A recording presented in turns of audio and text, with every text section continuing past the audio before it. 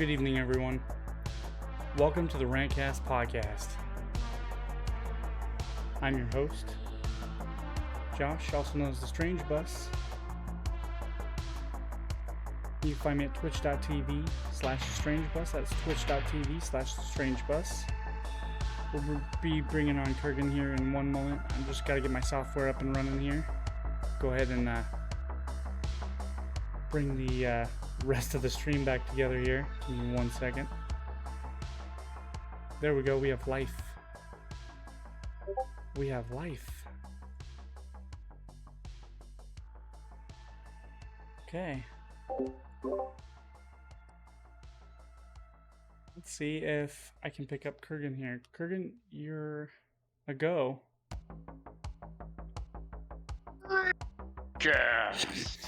It cut you off again. Okay, we've got sound. Just want to make sure we were picking you up. Sorry for the delay, everybody, on the intro here. Once again, I'm going to kind of pick myself back up here. Once again, my name is Josh. I'm also known as the Strange Bus. You can find me at twitch.tv/strangebus. That's twitch.tv/strangebus. My other host, also known as Kurgan. You can find him at twitch.tv/HeroQuestFans. That's twitch.tv/HeroQuestFans. Also has a great YouTube channel. That's XSC3, home of HeroQuest fans. Before we get started with the RantCast Podcast, do want to let you know here the awesome music you're listening to. That's Karl Casey at White Bat Audio. YouTube channel White Bat Audio for all your awesome project and music needs. So if you're looking for some music for your project or anything that you're wanting to use for like maybe a video game or a quick, just like a quick intro or outro, you can look him up at White Bat Audio. He also has a Bandcamp, and that's just Karl Casey at White Bat Audio. Karl Casey. No copyright strikes. Right. Audio Jungle. He also does have a premium service now, so if you want exclusive tunes to use for your projects, you can also sign up for that on YouTube or wherever else. You could donate to his channel as well. Bohemius, Jacer, welcome. Joe Kozer, Hey. welcome back. Let me get everything set up because you're sending me some stuff and I am super behind on getting some things set up. So just give me 2 seconds and then we'll get started. While I'm doing that, I do want to let people know we have a great show for you guys set up here. This is episode 47 of the RantCast Podcast for people who are going to be listening in and can't watch the VOD. Just listening on the way to, your commute or on a drive. I like to listen to podcasts on a drive. So we're going to try to make this more, I was thinking about that, making it more like listening friendly. Because I'm always like showing people things like, check this out. Look at this stuff on the screen. And I'm like, well, what if people aren't like watching it? So I guess you're just missing out. But get those vibes. Get that ASMR going. Yeah, the RantCast. Oh, and for people who are watching the RantCast, there is the RantCast Podcast t-shirt. I don't know if we actually are selling these, but there is a t-shirt. We could if we wanted to. You want some merch? Ribby, what's up? I can't get my camera any lower or I'm going to start showing my bits, and nobody wants to see that. Nobody wants to see my bits. But yeah. Bitscast. Yeah, we saved that for the premium members. Just kidding. Yeah. So we obey the TOS. It's a, pretty blatant t-shirt, but if you want something to show off some swag, let people know that there's an awesome podcast that's very for the people and very inviting for people to come and talk about their opinions, because that's what they are. Let us know. Get you a t-shirt. Yeah. It feels like we should have a hat too. Like your hat should have a big RantCast logo on it. We should put up a merch store. I know. I want to get a RantCast hat. I want to put up the Strange Bus merch too. That'd be great. Sweatpants. You could be like, oh man, Kurgan, all this Well, this product placement is giving me a headache. Here, take two of these. We could put up a merch RantCast store. tablet. That'd be kind of neat. I could probably get to work on that. But anyway, just to get started for the people who aren't able to watch, we might put up a merch store for the RantCast merch. If you want to look for like a hat or a T-shirt, that could probably be possible. Moving forward for the current episode, we are talking the HeroQuest Power Hour. If we have enough to fit into the Power Hour, you were saying we're a little short on topics. As far all the as news is going to happen after we do this, probably. yeah, it'll just hit all at once, Yep.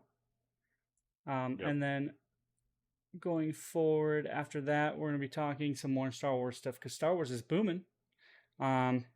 I got to play some Outlaws. If you didn't catch me on Twitch, I did a very messy Outlaws playthrough. I was live for 10 hours yesterday. Can you believe it? It was longer than my KOTOR playthrough. I didn't know if I was allowed to stream it, but I was allowed to preload Star Wars Outlaws at 6 o'clock on the 26th. Now I looked at their release, and it said 10 p.m., but I was allowed to play it at 6 p.m. So I started from 6 p.m. and went all the way to 4:30 a.m. So with breaks, of course. But I've already split those up and they're being uploaded. So the edited versions are on Twitch if you'd like to see those. And just kind of check out my positives and negatives, or you can stick around. I'm going to probably be talking about it. And then we got some more Acolyte. Sponsored by water. Yeah. No, just kidding. I got some more Acolyte controversy. And then on top of that, I've got just some like natural, like more Star Wars mumbo jumbo. Might talk some movies too. There's a couple of things that are popping up in the kind of the mist. So we might be talking about some things that are releasing that might not be Star Wars.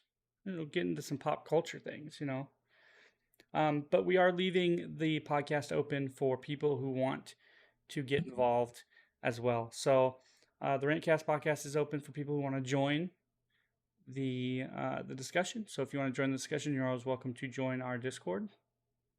You can pop into the bus of Discord, or you can send us a DM. So if you know me or Kurgan, or if you're part of the HeroQuest fans Discord or the bus of Discord, just go ahead and send us a quick DM. Let us know, and we'll put you in a room, like a voice chat, and then you can join us for some discussion. But I've ranted on long enough. Let's go ahead and start with the Power Hour. Power Hour. As you were talking about Outlaws, it's like knock knock. Pinkertons, open up! Oh my God. No. Just kidding. Don't be a fool, Marshall. Now Yep. I am currently, for ease of access, using the browser version of Discord. So I don't know if that's going to work. We got to invite people in. Is that how that works? No, I mean, for people who want to join in yet, just let us know. There are multiple ways you can let us know. So I'm pretty sure everybody currently in chat pretty much has access to us via like friends list or our Discords. So you can let us know via our Discord. You can just go into general chat, or for me it's the basic chat, or you can just DM me or Kurgan and say, hey, we want to join the discussion today, and then we will fit you into the time slot.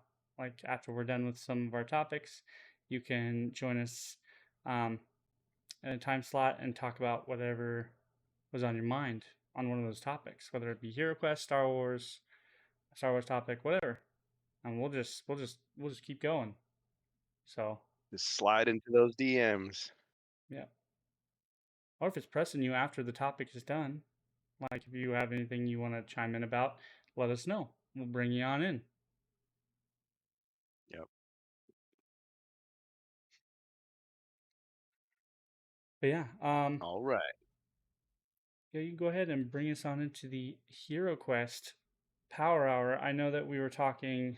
Um, you said you wanted to bring up some stuff about Gen Con again. Is that correct? Yep. Just can never let it go. There's always something. So I'm looking at YouTube and I'm kind of concerned with the fact that um there's no like HeroScape comparing like the old HeroScape to the new HeroScape. What's up with that? Like I thought everybody had copies of both. So I'm thinking if nobody's gonna do it, I should probably do my own. Like I have the master set, the 2004.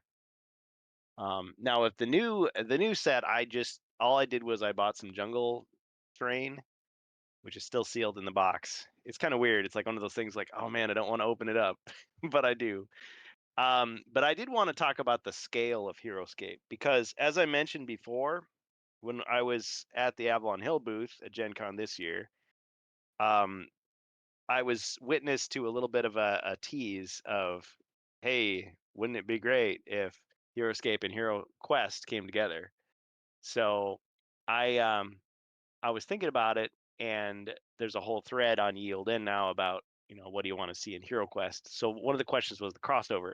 So I want to talk about the scale. Let's see. Yeah, you can see my hands now. Okay. So I yeah, popped it so I out. was just going to Popped it compare out it. for you. Yeah, yeah, So you're a for people professional. listening, if anybody is just listening, this is what we're gonna be showing stuff on video here. Sponsored content. Check this out. So I got this this Talisman game for free. So I guess we have to disclose that this was free for me, and I also got this HeroScape thing for free. Now I was told Day Dallas from Yield In. I totally missed him. He and his daughter were there, and they were supposed to be at HeroQuest, and we totally missed them. They went to the HeroScape demo, which I was too tired to go to, so I missed it. But they said that you got a free like ninja figure for attending it. I was like, dang it. I mean, it was like a free session, but anyway, when I bought my terrain, I got this. And what I wanted to show you was, first of all, the fact that it's I got to see myself in real time here. It's autographed by Craig Von Ness, one of the OG guys. Stephen Baker and Craig Von Ness were the original creators of HeroScape. So it's pretty cool. But yeah, everybody who bought any HeroScape product got this. And then let's see what else is in there. Oh, the instructions. So it's like Sergeant Drake Alexander. I want to say he was in the original game, but I don't know if he had a jetpack or not. It's a little bit of a lore about him, so that's pretty cool. And it also gives you a sample of the fact that they had the sets you could buy them painted or unpainted. The painted sets sold out really quickly, but the swag figures are fully painted. So the light doesn't quite do it justice. His skin is a little bit gray. I don't know if I assume he's supposed to be human. He's not like a meta-human or something, but looks pretty cool. Get your army man with the jetpack. But I wanted to say this especially. Oh yeah, Craig Von Ness autographed the bottom of it too. I wanted to show this to Bohemius because I posted a picture and I was trying to say, hey, the scale of these figures is all the same between like Talisman, HeroScape, Betrayal at House on the Hill, 3rd edition, and the new HeroQuest. But the picture that I showed didn't really do it justice because he's in a jetpack, right? So he's like closer to the camera. So let me just show you. I'll give you an example. Okay. This familiar character is from Rise of the Dread Moon. So if you line them up, see if I can do this right here. Their heads, even though this guy has a helmet on, are like really, really close. Sorry, this is not a sex education video. Kids leave the room. No, but like look at the feet. Okay, so we compare the feet. Very similar in scale. We look at the hands. Very, very similar. And I mean, he's a human. She's an elf. But like we can compare this to another HeroQuest figure. This is the Berserker. And of course, the Berserker's really tall. He's a big barbarian, like in Jungles of Delthrak. So you can see very, very similar. I mean, just because he's rising up in the air on this jetpack, this, flame jet, makes me think of G.I. Joe. Don't be fooled. Now, if you compare him to the classic dwarf from HeroQuest, I mean, still kind of looks like they could go together. What are some other ones? Oh yeah, the druid. So now the druid is a halfling. He's a little guy. But even so, compare the head, compare the hands, stay focused. Pretty close, right? What are some other ones? Oh yeah, the knight. Now, don't get me wrong, HeroScape has a lot of big characters. So there's, huge dragons that take up 2 squares. There's big like ogre type guys, giant robots, huge bears. It's just a mixture, a science fiction, fantasy like mixture of characters. But see, very, very similar. So I hope I've convinced you now that actually the scale is pretty darn close. And yes, all those figures are using Ribby's remarkable rims, but the bases are basically the same. I mean, there's maybe a millimeter difference. The original HeroScape bases were much larger, maybe like that big around. But these are pretty much the same. It's all integrated in one piece. It's the bendy plastic. So I think they wouldn't have to modify anything if they wanted to integrate the 2 games. Like what I was picturing was that HeroQuest would have its own faction within HeroScape. So you'd get one of the characters would each have one of these that would explain like what their stats were, and you could just throw it into HeroScape. Like they teleport it in and they have their own mission and they're a faction. You could have Dread, you could have Heroes, but then you could also take those same figures and play them in HeroQuest. The other cool thing is if they did make it like that, I know I'm doing the hand talky thing, don't do it. You could have a painted or versus unpainted version. So that would encourage more people to paint their figures. Of course, I guess the way HeroScape is doing it is the unpainted figures are just like white with a really, really light gray wash on them. So that might be kind of boring for non-hobbyists. So I don't know. I think it could work. And why did I put that away? Here, let me take him out again.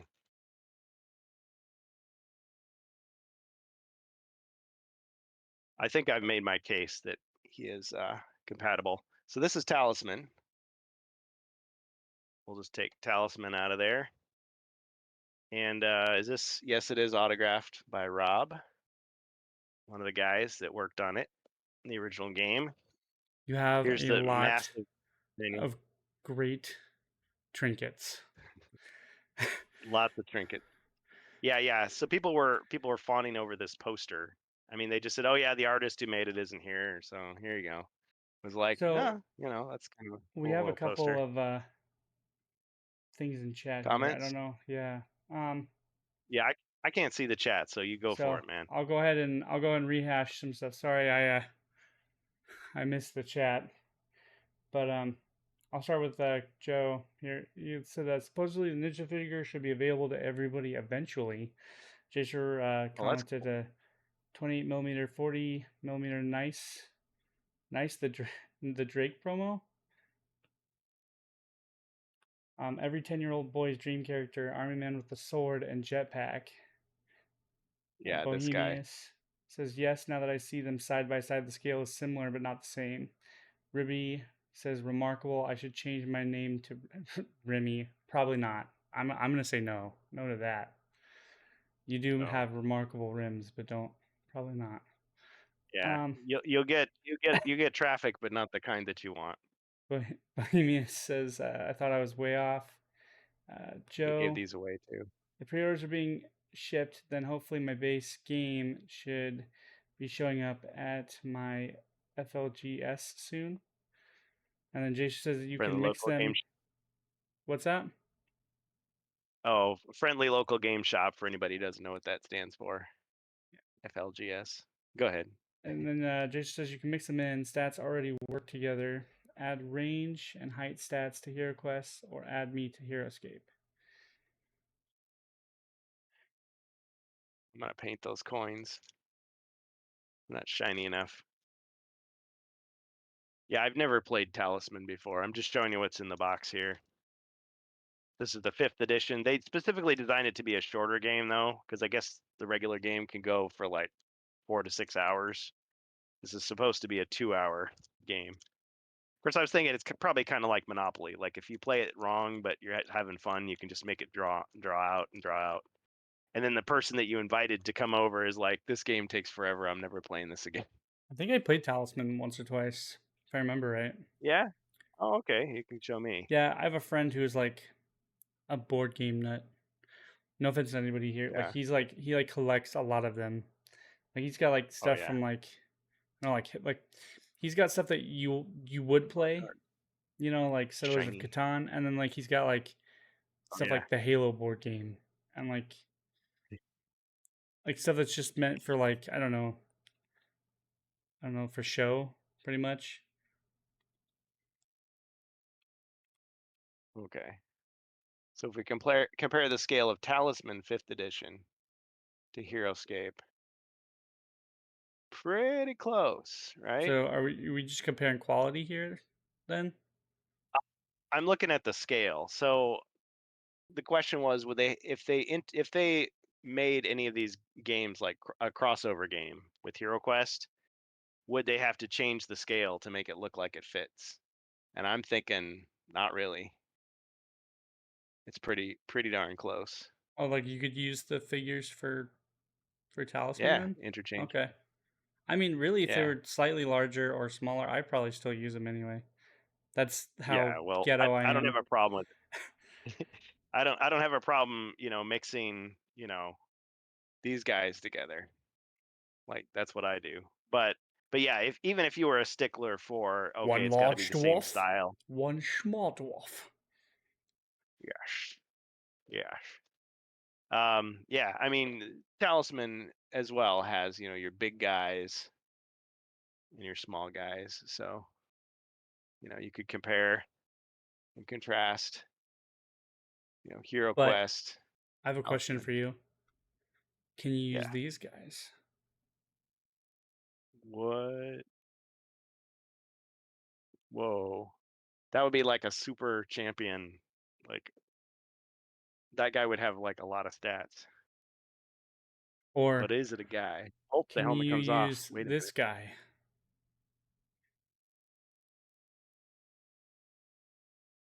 I bet you could.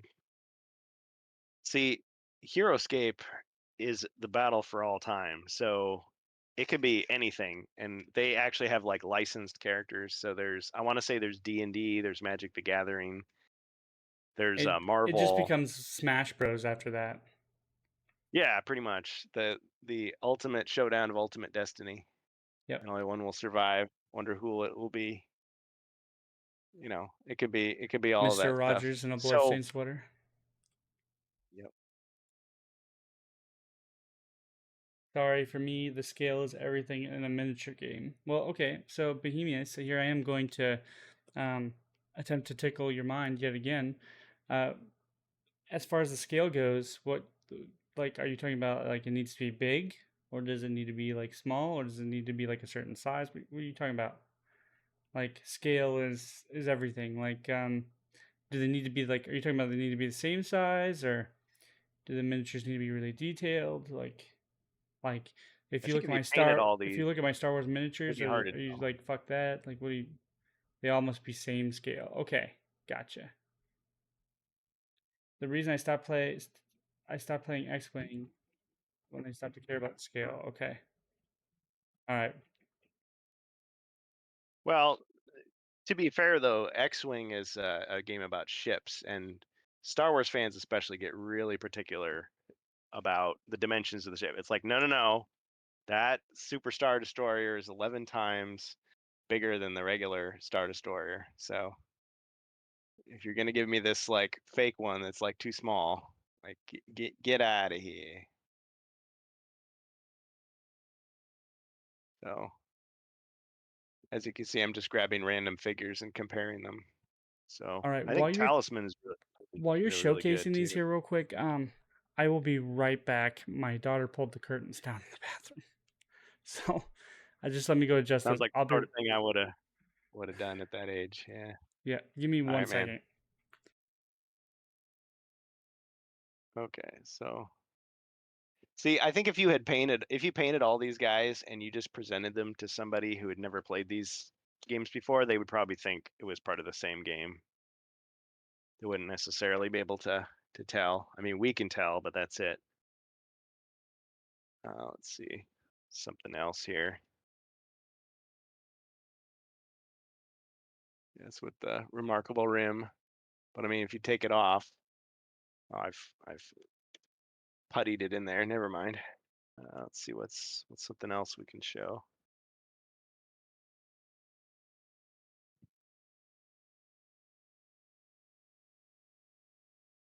Yeah, but he's an orc, remember? So we can compare him to the monk.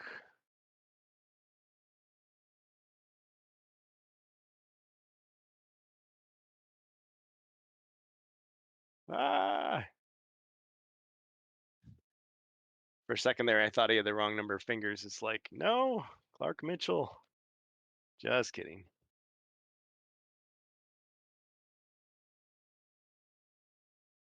Okay, so that's Talisman. And we also have Betrayal here, which Tommy Wiseau really likes this game. It's like, everyone betray me. I don't care anymore. I'm tired of this world. Now, my Betrayal box, I got this game for free last year, but look, it's already ripped. So, but I got it for free. Got it autographed. Bunch of people. And let's look at the scale here, just to show you. I like this box, but the stuff just doesn't stay where it's supposed to. Okay, so we got these characters. Ruby likes these, right? There's what the rims are like. Okay, so we got these, and we'll compare them to these. It's like brand X, ribbies.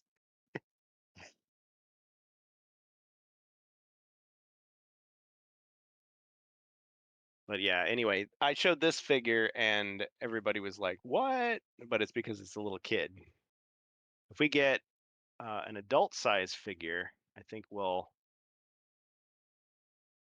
have an easier time. So again, this is Betrayal 3rd edition.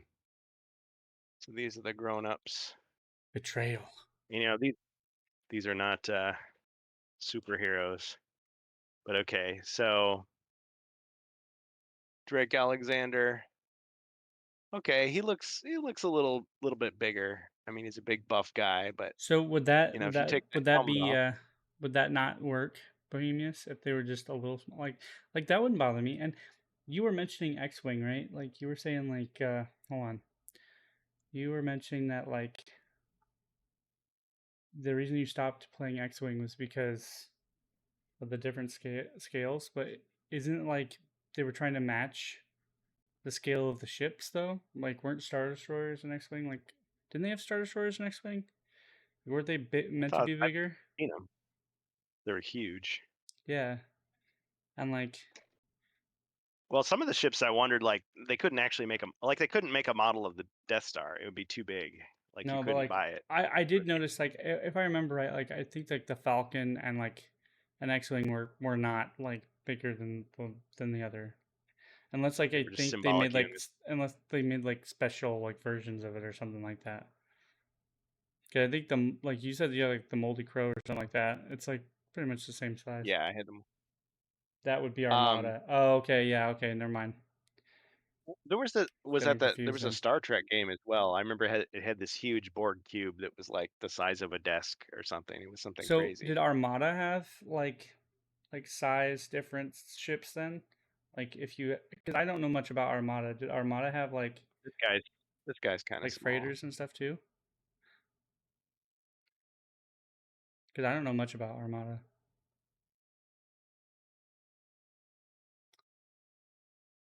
He's a professor. Looks like a professor. Yeah, you could just say, I mean, Oh, sorry, Drake I need to. Alexander's like he's the Rock, and this is just like a normal guy. That lady in the on that card looks like Glenn Close if you like look at it from the side. Oh, here. Yeah. Well, not up close, but like from far away. The epic scale ships Glenn were far away. in relative scale. Okay.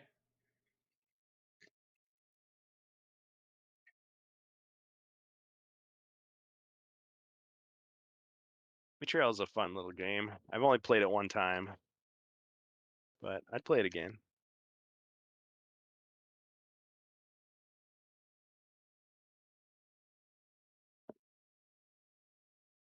So anyway, I think I've made my case on that. So yeah, there's a video there I shared with you. Yep. Unpainted. Yeah. You did. Give me a So second, and I'll get that started. I did want to shout this guy out here. I've got to like separate this now. Yep. Way to go. Yeah, it's this Sir HeroScape on YouTube.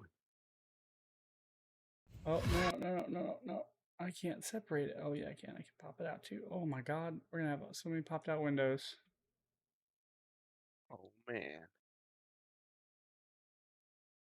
So who's this? Sir HeroScape. So Yep. credits to Sir HeroScape.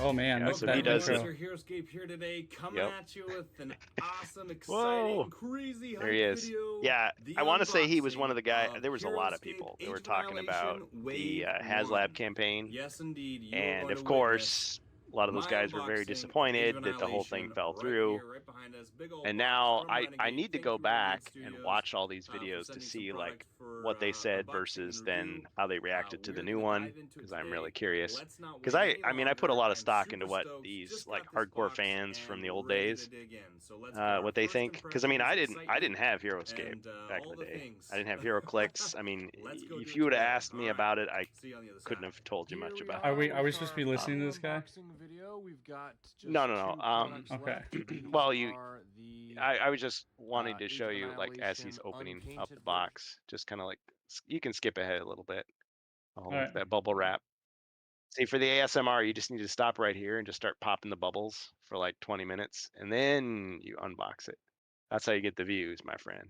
That's how you get the views. That's another thing So yeah, this that guy. bugs me is YouTubers that do intros like they are TV shows. Those are the stock intros. I hate to say it for this poor guy, but That's that annoying. That's that annoying. intro is like one of those like stock intros, or he paid somebody to do an intro like that, and it's very stocky. Like some of my intros are stock intros, but I make them. I have Like I I have people edit and coming make after them. me saying like, buy my intro, my $2, and I'm I like, no, don't. no, I'm fine. I don't want it. Thank you Like anyway. I No, make like I don't them. want to be mean about it, but it's like I make them and like we get help animating them and stuff, so like they look original. I just can't find any music. I can't make my own music, and it, that's where it, I hit the wall. it's funny because what he's showing now, like they had just stacks and stacks of these at Gen Con, and I told myself, look, I bought a classic master set, and it had the Walmart exclusives from 2004, the Krav Maga agents, like it had all that stuff in it, and I got it from a guy on Board Game Geek, so I got a good deal. And then I spent, I don't know, maybe like 20 or 30 bucks on like dollar store figures, like those Mattel Micro Minis. And I know Mattel and Hasbro are like bitter rivals, but they had all these very close scaled characters. And you could say, yes, the DC superheroes and the Masters of the Universe guys are on 2 bases, like 2 square bases, but that's because they're so strong. So, the HeroScape fans online have made like stats for like all these guys. So you could grab like Kung Fu Panda and throw it in there, and it's like, oh yeah, they've got the stats of a Shaolin monk, like Brigade or whatever. And so, yeah, everything. And people were asking if those hexagonal terrains tiles are the same scale and size, and they are. They're the same as the old ones. So you could just drop your old set in with these. But yeah, anyway, I told myself I bought all this stuff. I don't need to buy another one of these. But it was tempting. It was really tempting because I was like, oh man, I could own a pristine, box of this stuff. I'm not sure about the dice though, if the images are just printed on or if they're inscribed. Because the original dice, they were just like painted on. So, Well, you let's use the see. dice a lot, the images start to come Does off. he showcase the dice? I Well, can't make this better that I'm not quality, sure. unfortunately. Like it's running Now, off keep in mind, this is the one that most people were able to get. Whoa. Like the painted sets sold out super fast. The painted sets sold out really quickly. So he's got the unpainted. Now, a lot of the super fans are going to buy this one anyway so that they can paint it themselves. But they're not pre-primed. That was something when I went to the booth to talk to the HeroScape people at Renegade Game Studios. They were like, yeah, like the Whiz Kids figures that are pre-primed, it actually makes it harder to paint them. Oh god, look at because that. the way they Huge figure, do bro. it, it's like gummy. Yeah. So they still have the giant figures, the giant monsters. There's some dice. Fans of Orc Quest know about that too, because you got to have your big bosses for the big fights. But yeah, it's a skirmish game. It's a war game. I don't It's think all he about choosing one or more army and then going against each other. And there's like a basic game and there's an advanced game. I don't think he pulls out the dice. Aw, darn it. Hold on. Like So he we pulls out the need more bag HeroScape. maybe, but there, Yeah, yeah. we're jumping all over He your pulled the video. bag out. Like that's it. Oh yeah. And it looks Oh, like, come on. from what I can tell Dice here, are the least. Yeah, there's a that D20 and then a they bunch of might be D6s. they might be imprinted. Like they might have a little bit of like, yeah, that's all he does. Okay. The cool thing though about it They look is, I mean, cheaper, maybe. it's basically the same. It's basically the same system as HeroQuest. Skulls are hits, shields are blocks, and instead of black shields, they're just blanks. But the original HeroScape, I think there were red dice with white symbols that were attack dice. So they just have skulls and the rest of the faces on the D6s are blank. And defend dice are blue and they have white shields. So it's like, yeah, there's the attack dice have 3 skulls, the defend dice have 2 white shields. But then they released dice that were like combination dice. So the dice were white and they had red skulls and blue shields, I think, on the same dice. So just like HeroQuest, when you're attacking, you only look at skulls. When you're defending, you only look at shields. So it's a cool idea. I think the dice were smaller though. They weren't the size of HeroQuest dice. But actually, when you think about it, the original HeroQuest dice were pretty small. They're like kid size. What happened? Did I lose it? You I think I lost it. Hold on. Sorry. Well, anyway, that's The picture that's like what I was gonna. broke. Picture. Yeah. So yeah, shout out to this guy. But what we need are some videos showing side by side the old HeroScape and the new HeroScape, just to show people that, hey, they really are compatible. And I'm kind of surprised they didn't do that at GenCon, because you think about people that bought HeroQuest, it's like, okay, 40 years goes by, 30, 40 years before you get the new one. But then HeroScape, it's like, okay, 20 years. Well, not even that, because I think they were releasing sets until like 2008, 2009, something like that. So, yeah, you play the game as a kid, you go to college or whatever, you have a yard sale or you forget about the game, and then it's like, oh, it's back. Oh, okay. Well, I'll try to get my kids to play it. Try to get my grandkids to play it or whatever. But not as many people may have forgotten about it, where it goes back into that misty past of nostalgia where you want it, but there's no trace of it left. And so you're just hungry for anything new. So I mean, I guess the new HeroQuest is compatible with old HeroQuest as well. I mean, you can you put could the probably old use these figures on the pieces new though, couldn't board. you? Like, I Yeah, couldn't see why not. yeah, you could. Yeah, just use your imagination if you want to paint them. I mean, even if you don't want to paint them, like do what I did. Just get the ones that you want to be heroes, spray paint them red, or airbrush them or Oh whatever, my god. and make some of the guys green, some of the guys gray, some of the guys white, and you're set. Jacer says, yes, you're correct about the dice. Yes, that they're imprinted. I was right. Ah, okay. Yeah, the D20 is definitely imprinted. Yep. Okay. Oh, wait a minute. So Joe is saying the D6s are printed and the D20 is imprinted. So I'm confused now. So the HeroScape dice that I have, like the symbols are painted on or maybe silk screened on, but they're not like indented, like engraved, like embossed or whatever. Like They're I'm used to embossed? dice where they've actually like cut into the surface, and then they've added paint into the rivulets or whatever. Oh, he's talking about the color of the dice.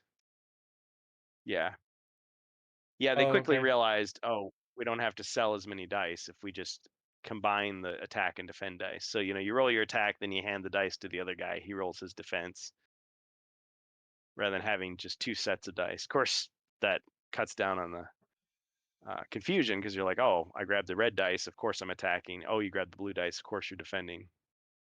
Like I've played the basic version of HeroScape where it's really just like move and attack. Like there's nothing else to it. You don't really have to worry much about anything else. The advanced version of the game, there's other issues like with the terrain, how that affects things, there's special abilities. Everybody isn't just, alive or dead. There's like different amounts of life points or body points, whatever they call it. So I definitely would like to go back and play the more complicated version. But it's great playing with kids, because with most games, like adults are like, yeah, just call me when the game's ready to go. Kids are like, no, we got to build the fortress, and they're having more fun like setting it up than actually playing it. Like, okay, it's that's enough. Now we got to play. Now we got to start rolling our dice and moving our guys around. And they're trying to like play with the figures like they're toys. Like, it's a board game. It's a board game, but it works. See, you were Yeah, worried thanks for about doing not it. having topics to talk about today. Look at you. Yeah, can do it. Okay, so Joe is answering my question. Correct, Kurgan. D6s are just printed on the surface, and the D20 is engraved. Posted a size comparison photo on HeroQuest Fans Discord under other games. Oh, okay, cool. Indeed. I'm just gonna go check and see. Yeah, but if that's what they did, that's how the original game was. I was just wondering if maybe they were higher quality this time. Okay, so he did an image. Can I link this image and send it to you? Send it to me? Let me see. Yeah. You can, but Yeah. There we go. You just keep sending me stuff I have to picture in picture, man. Always put it next to his Dreadveil dice. What are you doing? Hold on. I'm just kidding. Credit to Joe for the picture. Well, this is what I've got here for you. Is this for our, viewers at home that are just listening? We're showing some dice in comparison. The dice is an alabaster with Yeah. They Crimson are similar. Skull. So these are different. Yeah, I guess they're slightly smaller than the new HeroQuest dice. The new HeroScape dice are slightly smaller than the new HeroQuest dice. But I mean, I played HeroQuest with They Icarus are uncanny on how a while back. Yeah, and he proved that you can use these dice to play HeroQuest. So well, yeah, they're pretty there's much the 3 same, huh? skulls. There's nothing different about them. Yeah. Except There's for 3 they're slightly skulls, there's smaller. 2 shields, and then there's just a blank space, which would be like your black shield, your monster shield.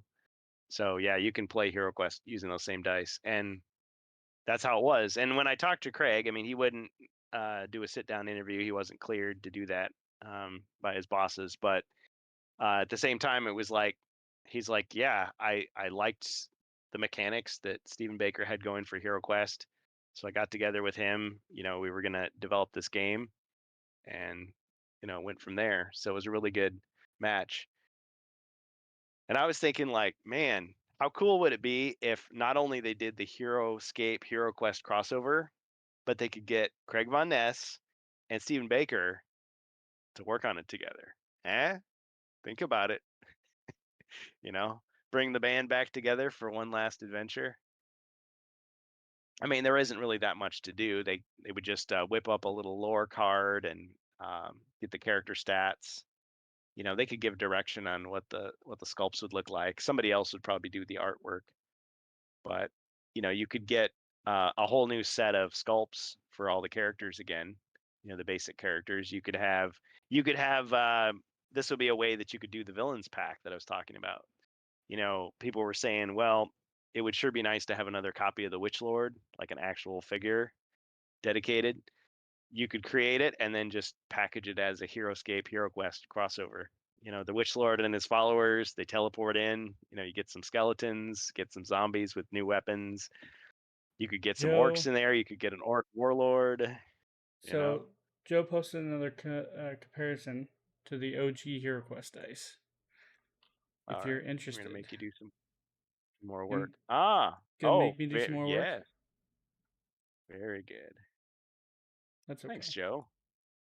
Get you on the show more often. You're like, that's okay. Yeah, man. Kurgan's fired. Come on down. Get him out of here.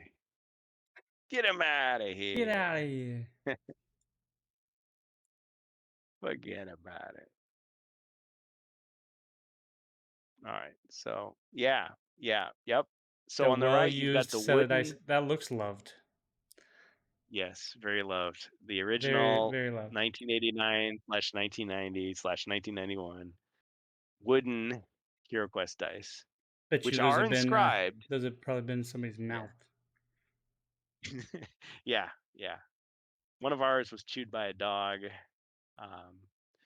The black paint like came off, and so we took like magic marker. We had like Sharpies, and we tried to like color it back in, and then that came off. So yeah, and they're like yellowed, and yeah, there's people that sell imitations, knockoffs on places like Etsy, but yeah, the originals.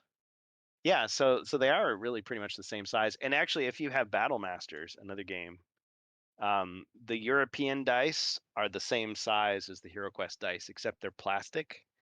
They're red, and there's no. It's like they took away the white shields, and where the black shield would be, there's a white shield. So it's like really hard to defend yourself in Battle Masters. People get killed like right away. But it's a fast-paced game. But now the American version, the dice are bigger.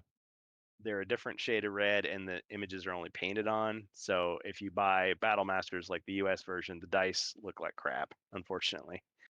But I'm sure they were they're cheaper to make. And really, when you think about it, if you're looking for fair dice, I mean, at a casino, they would be the corners are all sharp, and they've got the images painted on. And can't remember who told me this. Did you tell me this? Somebody told me this, that like every 8 hours they switch out the dice just to make sure that like one, nobody's cheating, and two, like the corners get chipped off the dice because people are throwing them. Maybe. I guess, and so they're no longer fair. I don't know if it's 8 hours, but maybe. I think it was another guy I knew who worked at a casino, and he was telling me all this stuff. It might vary with the establishment how busy they are. But you can buy casino dice, but then they've got like a hole drill through them to show that they can't be used anymore. Just like they punch holes in the chips and the cards. Because they're weighted for the house. Ah, cheaters. House always wins. Joe Pesci comes after you. Because of me! Because of me! I'm what matters out here, not your TV show. Not just And stupid split your head TV right show. open. Yep. Right about the time you're getting out of the hospital, out of your coma, you'll be getting out of jail. Crack your head open again. That's a ridiculous line. Yeah, it is. I prefer Goodfellas. Between that Casino and Goodfellas. But I didn't realize Casino was based on a true story. It's like, ugh. Is Goodfellas inspired by true events? Every movie is inspired by true events, including Happy Gilmore. No, not really. It's like that really just means, yeah, extremely loosely based. Based. Well, I think it's pretty much what I got. The world of HeroQuest is just kind of waiting. We're waiting to hear about First Light. Probably going to be a few months, or they'll just spring something on us. That's usually how it happens. Well, I mean, Joe says, I'd like to get a copy of Battle Masters, but it's usually way beyond what I want to pay. Cheaper one goes fast as they're posted for sale. Yeah. Again, I've said it a million times, and I'm not saying it to sponsor them or anything, but Board Game Geek is a much better place to buy these obscure, well, relatively obscure board games than like eBay, where they're likely to either give you a set that's missing a lot of stuff or broken, or they charge you just way too much, or a place like Etsy where it might just be 3D printed, or messed with in some other way. Board Game Geek, I've had really good luck. I mean, to be fair, I've only bought from like 3 different people, but like the same people have sold me multiple things because it's like I had such a good experience. I'm like, well, what else do you got? So yeah, I'm trying to think now. I'm trying to remember if I got Battle Masters on Board Game Geek or not. I might have gotten Battle Masters from eBay, but I think I was missing some components, and I think I went to Board Game Geek to get it. No, it was Board Game Geek. I was looking at eBay. I was like comparing and contrasting. So there were some good deals for let's see, I'm thinking back. No, okay. So HeroScape I got on Board Game Geek. I also got the first edition of HeroQuest, Wizards of Morkar, and Against the Ogre Horde on Board Game Geek. I got Space Crusade and the Eldar Attack expansion on Board Game Geek. Battle Masters I got on eBay. And I had to like go back again because there were some pieces missing. So like because you have people that sell like individual pieces, and so I cobbled together a set. But I could have bought it on Board Game Geek. That probably would have been better. But live and learn. Yeah. So other than that, I have nothing to talk about. oh, come on. I like that. You almost got the full hour in. Oh man. Hey, you pay for the first 15 minutes, and that counts as an hour. Got my OG Frozen Horror through Mercari. Oh, Mercari. See, people always tell me about Mercari, but at the time it was like, oh, you have to register through our app, and I'm like, I don't want to do that, so I just kind of blew it off. Now another place people recommended was Goodwill. So you may have heard of the thrift store chain. Well, they have a website, but people were saying they're not as good as they used to be, because it used to be they just sell stuff for like $5, but then they started to get wise to how much stuff could be sold for, and so yeah, then it's just like similar to eBay prices. It's like, darn it, never mind. I love So going to thrift stores because you can could you find a sometimes you can box find for great probably deals. really cheap? Of which Probably like game? either like HeroQuest or I don't know about Battle Masters Yeah, though. Like Battle Masters is tough because it's such a huge box and it's got so much stuff in it. On the other hand, it's one of those games that I don't think was nearly as popular as HeroQuest. So I don't know. The components are really cheap. So you'd think like maybe somebody would buy it, play it once, and then just like, sell it off at a yard sale or something.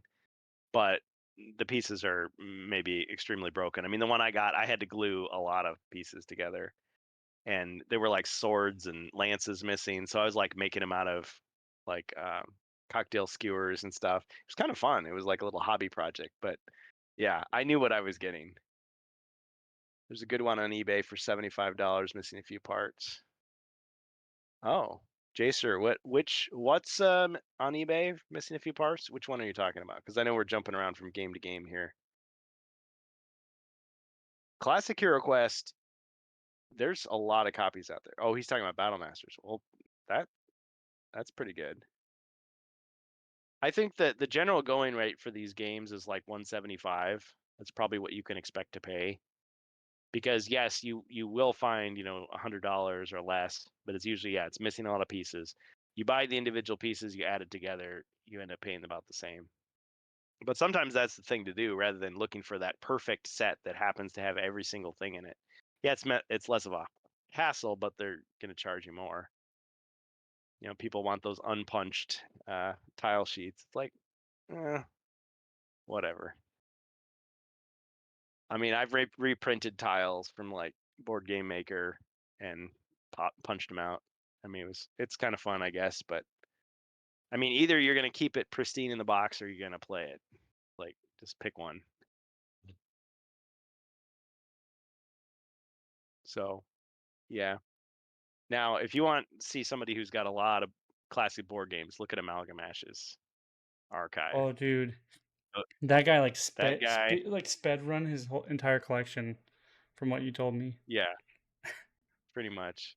Yeah, Crazy. and he's so humble too, because like I'll come at him, like kind of tease him a little bit, and he's like, "Oh, well, actually, there's several games I don't have." It's like, but then he just got something recently. I want to say he got Space Crusade. I'm like, see, yeah, because I think I on one of my streams I think I misspoke. I said, "Oh yeah, Amalgam Ash has Space Crusade," and I meant to reference Always Bored Never Boring, because he's the guy that did all those Space Crusade videos that kind of inspired me to look more into the game and buy it. But anyway, we've come full circle. He's made an honest man out of me. Now finally, Amalgam Ash has Space Crusade. So one of these days we got to get them all together so we can play together. Oh man. Joe says on Mercari is a listing for the night pack for $499.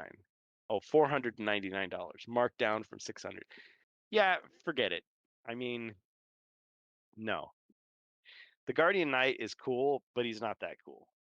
Like, just buy yourself a copy of Rise of the Dread Moon. It's $45. If you really want two of them, buy yourself two of them.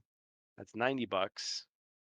And it's probably not even that, because it's probably marked down now. And you'll have two Guardian Knights, and you can just have a ball. Yeah, it's true. The original was without the helmet, but I think they look cooler with the helmet, to be honest with you. I mean, they're knights, for crying out loud, right? Or the knights The other one's sold for who say ni. Ni. Ni. Toyo. Yep. All right. Well, what other topics do we have? Well, I'm gonna say we do have Star Wars coming up on the horizon. However, I am going to advise we take a quick break because we are at our official hour marker. You lasted that whole hour, bud. Yeah. Just saying. Yeah, man. I'm gonna Can check do in it. on my baby real quick and then use the restroom.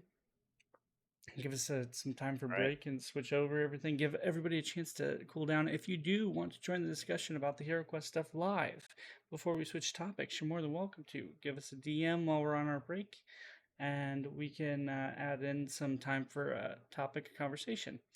Or if you'd like to join the topic of conversation for Star Wars, let us know as well.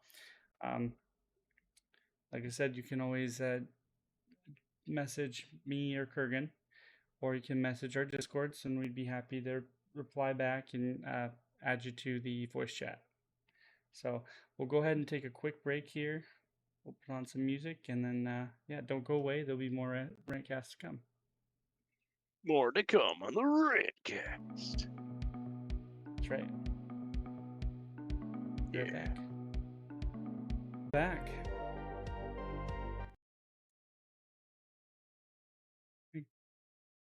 Go ahead and just bring everybody back to the podcast.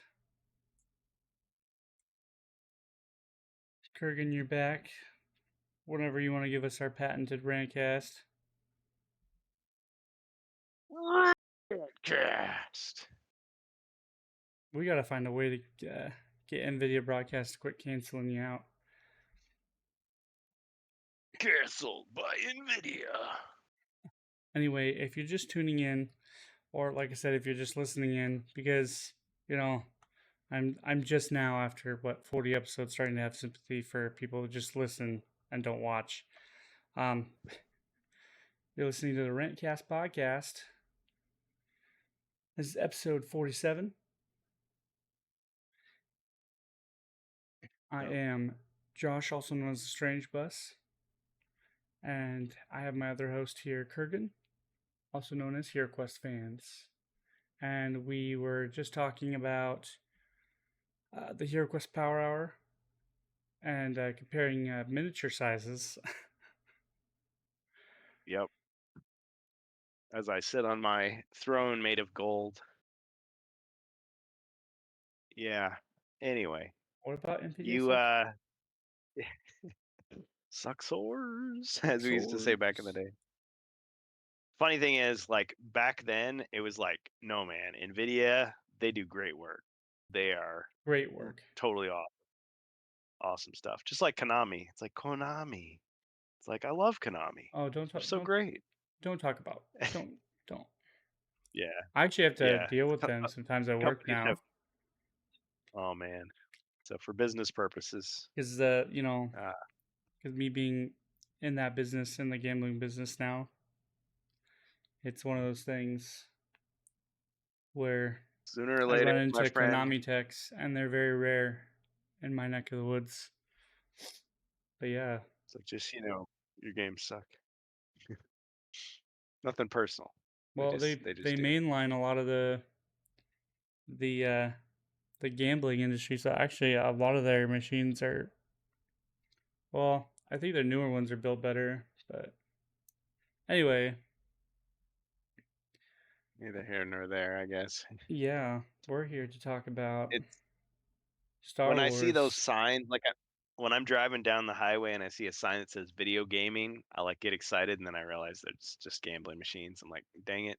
Hey, they are bringing back Silent Hill Hill too. Cool. So if you wanted to talk pop culture, like in video games later, we could talk about how Silent Hill 2 is still in the works. So don't fret, bud. It's coming out. Silent Hill 2 is on the way. And they've had a really fucking weird track record so far, so don't worry about that. Not a Duke Nukem Forever kind of way, huh? Nope. Well. So Star Wars Outlaws, the good, the bad, and the ugly. Appropriate. Yeah. So my overview so far in my last, 10, 11 hours playing the game, I would say 10 hours because I did take about an hour or so worth of breaks during my stream. That was just to, make sure to stay hydrated, to, in case I had to use the facilities, stuff like that, because I did do a pretty long stream. It was almost just as I said it was. when we were talking about it during the overview. Remind me. Pretty what much you just said. your typical well, and like I said, I haven't really gotten too far in the story. It's I don't know if anybody has played like the Assassin's Creed games or seen like any of the Assassin's Creed games of Yeah. like the played a modern little bit. ones.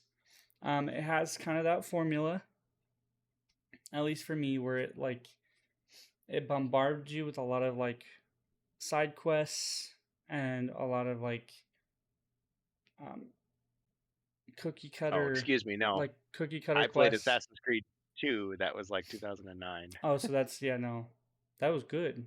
Like this is like Valhalla isn't bad. It's just like it's one of those things where like Ubisoft aims for mediocrity, and I'd say their best games out of those, and a lot of people will disagree with me, are like,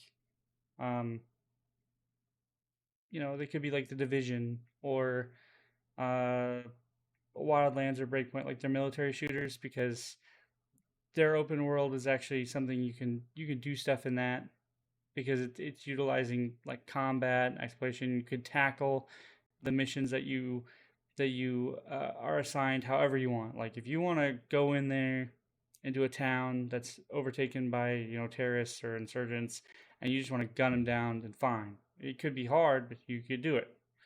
You could use AI teammates. You can use the multiplayer, whatever, or you can do it stealthily and not have anybody see you, or you could do it stealthily and take them all out, or you could eliminate whoever you need to, or you could just go in with a vehicle and just run them all down. You just chaotic.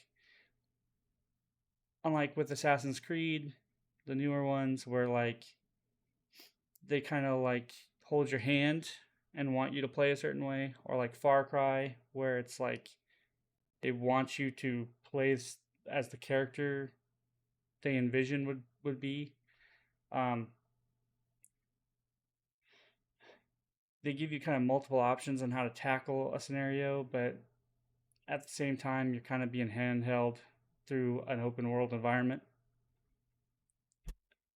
That's kind of how I'm going to explain this. It's I would say the illusion of how they would describe their open universe sandbox, but I wouldn't say it's a sandbox. It is an open environment. There is stuff you can do in it, but the game's linear storyline right now kind of overtakes a lot of stuff. To me, it makes you feel like you are being drug on a path that you have to go down. There isn't really a time where you can stop and enjoy the world, and if you do, you are breaking away from the story itself, right? Now, I haven't gotten super far into the storyline because I'm getting bombarded with so many freaking jobs that I'm like, well, I should probably clean these up. I do that, and that's how I don't ever complete any like Fallout games or Elder Scrolls games anymore. It's because I don't like to have like a fuck ton of side quests all over the place. But here's some gameplay that I had. I'm gonna put that up on the screen. But I'm gonna keep that kind of silent. But yeah, it kind of like guides you through kind of what you should be doing for a storyline, and then gives you kind of that feeling, because you do have 3 crime syndicates that you can work with, and each crime syndicate that you do work with affects your relationship with the other. But there's no encouragement. Like there's no I don't know really how to put it. Like the whole point to do these jobs is you get a lot of credits so you can be rich. But once you get all these credits, the ship that I have and the speeder that I have, I can't really buy new ships or speeders. You can buy upgrades, and you can buy like appearance changes to that ship, but they require resources on top of the credits you have to have.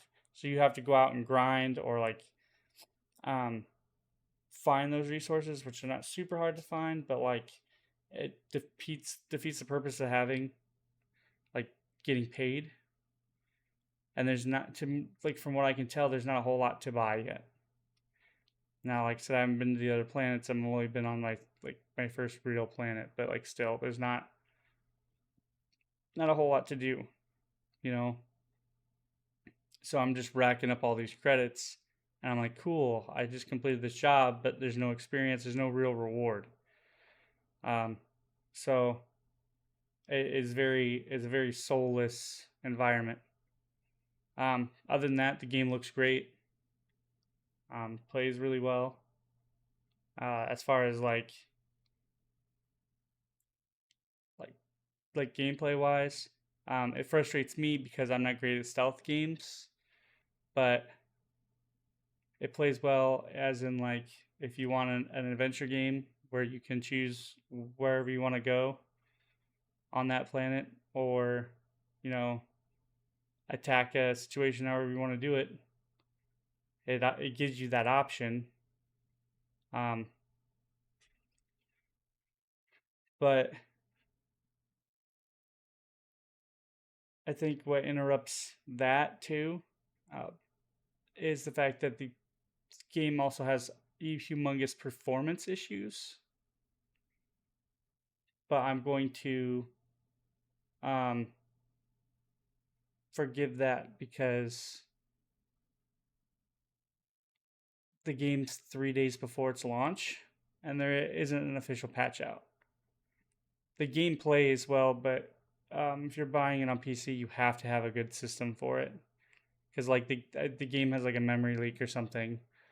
Like it runs my card at like max, no matter what settings I have it on, and like I was running at like 62 degrees Celsius on my 4080 the entire time I was playing this game. And like there were times I was pulling up the pause button, it was like it had my VRAM counter on the game, and it was like using up all of it almost all the time. And it was like glitching out, and the game would run, but like whenever I was wanted and there was a lot of Imperials on the screen, it would stutter. There's a lot of stuttering every now and then. But besides that, it played better than Survivor did on day one. So I don't know if that's a plus. It's not super unplayable either though. So like you can play it and have fun with it. I just feel like people with like minimal system specs or whatever Ubisoft says is the recommended, they're gonna have a bad time. They're gonna burn up their system.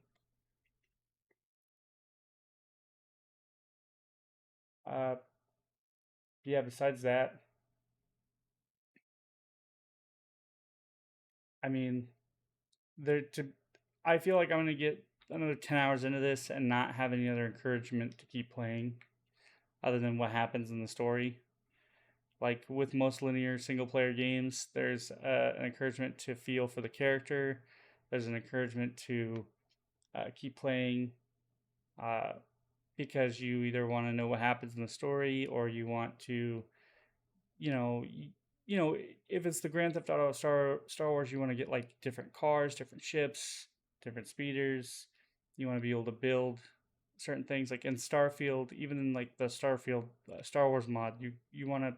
There's encouragements to do other things, save up, get more credits, stuff like that.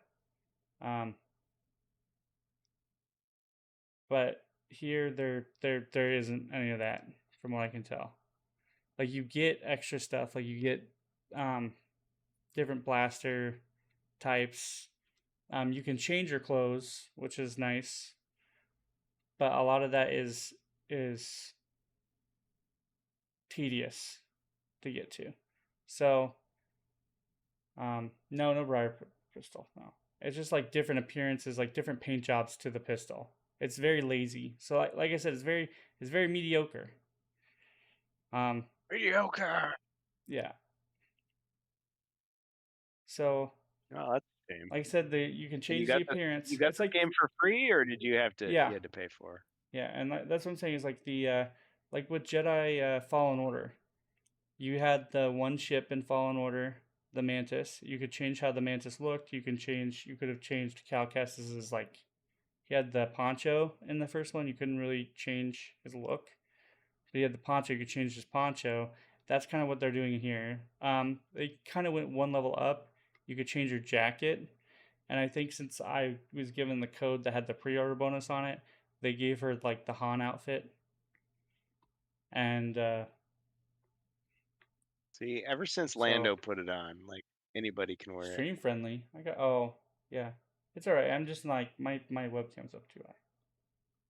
Yeah.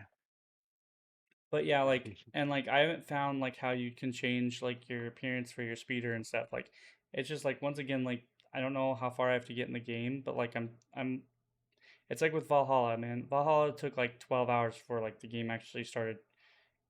Like you got to like at least some form of meat and potatoes. And like that's because like they just kept throwing like random shit at you in between the game's quests, which they gave you multiple quests in the storyline. It wasn't just one quest. It was like go here, and go here, and then do the main quest. And those were your storyline quests. And that's what this game is doing. And then on top of that, you have things called intel, which you can like there are some that are like side quests, and there are some where like you actually have to go out in the world and find the side quest yourself. And the navigation is fucking awful. I got lost so much because there's not a map on the HUD, but it's like there's a treasure located southwest of this of a Imperial base, and there's 2 Imperial bases on this planet. So like you actually have to go and take the time to go to both Imperial bases and like go southwest of both of them and see if you can find it. And then on top of that, like if you get caught by the Imperials, you get wanted. Trying to lose your wanted level, I still haven't found out how. Well, yeah, I did find out how, but like losing your wanted level, if you get it high enough, is almost fucking impossible. The Imperials send everything they have at you, like as if like they would probably in the actual universe. Like then they start sending death troopers eventually, but like it becomes fucking impossible to dodge them, and you lose credits every time you die from being wanted, like an exorbitant amount. And there are massive penalties for like trespassing, brawling with other like criminal like organizations. So if you're trying to build a relationship with like one of the criminal organizations, so you can get like certain items from them, and you just happen to like fucking you're driving and you didn't know because like it's not showing up on your map yet, but you didn't know that you're like driving through one of their territories and you're trespassing, you will lose relationship with them because you trespassed. So it would help if they put like a fucking map on the HUD. But besides that, like I said, like the game looks good in any quality, unless like the game's not changing settings right now because it's bugged. It runs okay. It's got frame generation or DLSS. It's got like the frame generation features. I feel like it forces. If you guys are computer savvy, I feel like it's forcing RTX features on graphics cards. And I think the minimum requirement for this game is a 1660, which I don't think is RTX compatible. And it says when you have in the game settings that like if your card doesn't support RTX, to not turn on or to not raise the RTX settings. But if your card doesn't support RTX, then you should not have RTX on. But there is no way to turn RTX off in this game. So it's like forcing your cards to utilize a feature that it cannot utilize. So I can understand why they like if you have a lower end system and you're trying to run like the not recommended, but just like the medium quality like spec, which is probably what Ubisoft says you can run. You're probably not going to get anything like above 30 or under like or 20 frames a second probably, because it's going to run like an RTX function of some sort, whether it's lighting or shadows or something like that. So it doesn't utilize like shadows or lighting of its own of any type. It's AI shadows and lighting. which I think they need to fix. If you're going to have people, like if you're going to support non RTX video cards. But yeah, I think this game has been the hardest on my video card. The hardest game on my video card ever. Like it's been the hardest so far. Haven't had my CPU pump go as high in temperature as it did when running this game, and my card has never reached 70 degrees Celsius ever until I started this game. So, but thank you for letting me rant. I mean, yeah. But here's like some footage of the beginning of the game. Witness Star Wars Outlaws. Mediocre. Yes. Let's see where I'm at right now. Yeah, this is all just Canto Bight. This is the tutorial planet, so this doesn't count as the first planet. But Sorry, I'm late with this comment, but can you curve blaster shots? no, this isn't wanted. Dead or alive. Yeah, let me try the next one here. Let's see. See, some of these scenes look cool, but I suppose when you've seen a lot of games, you've seen this stuff Well, before. and like I said, like with Ubisoft, pre-rendered cutscenes like this, and the characters, like how the characters and how their characters are rendered and the people in the background are rendered, that doesn't bother me. The main character looks good, but how like the environment looks great when it's on ultra. I've switched settings on like up and down throughout the beginning of the game, so I think this was on high maybe, or like ultra with some settings turned down. So I So just the kind average of player is not gonna get it looking as good as you're getting it, right? Pretty much. so, and like I don't know, because like Ubisoft has like this funky way of setting their games up, or they had a funky way of setting this game up um for its spec. Like they had like they had low, medium, or was it low, recommended, low, medium, recommended, um and then high and ultra, I think. And then how they stated it was supposed to be for like low PCs, moderate PCs, enthusiast PCs, and ultra PCs, which I think is a wacky way to set up performance. But how you can set the game's like settings is just low, medium, high, and ultra. And I think ultra setting just turns some graphic settings from high to ultra, because high is the highest you can go for most settings in the game. I don't know where, but I think I still keep some of the menu stuff in here somewhere. But do they ever optimize their games after they're out, or do they just pretty much just wait for people's computers to get better? I'm not very like educated on Ubisoft games. I just played a lot of them recently. I know that like when I was playing them back in the day, they played fine to me, but like that was also back when I owned a console and I just didn't care. Like, so, I don't know per se as far as right now. So, and we also kind of live in a funky day and age where like games come out like half cooked. So, but yeah, like if you turn it down to high, it just like lowers the detail streaming and like object pop in. So you get a lot more object pop in, and it turns RTX from ultra to high, and the like shadows go from ultra to high, but everything else stays on high. So if you like turn it to ultra, it just sets those things to ultra, and then it turns up the rendering, like the detail, like the object streaming and pop in and stuff.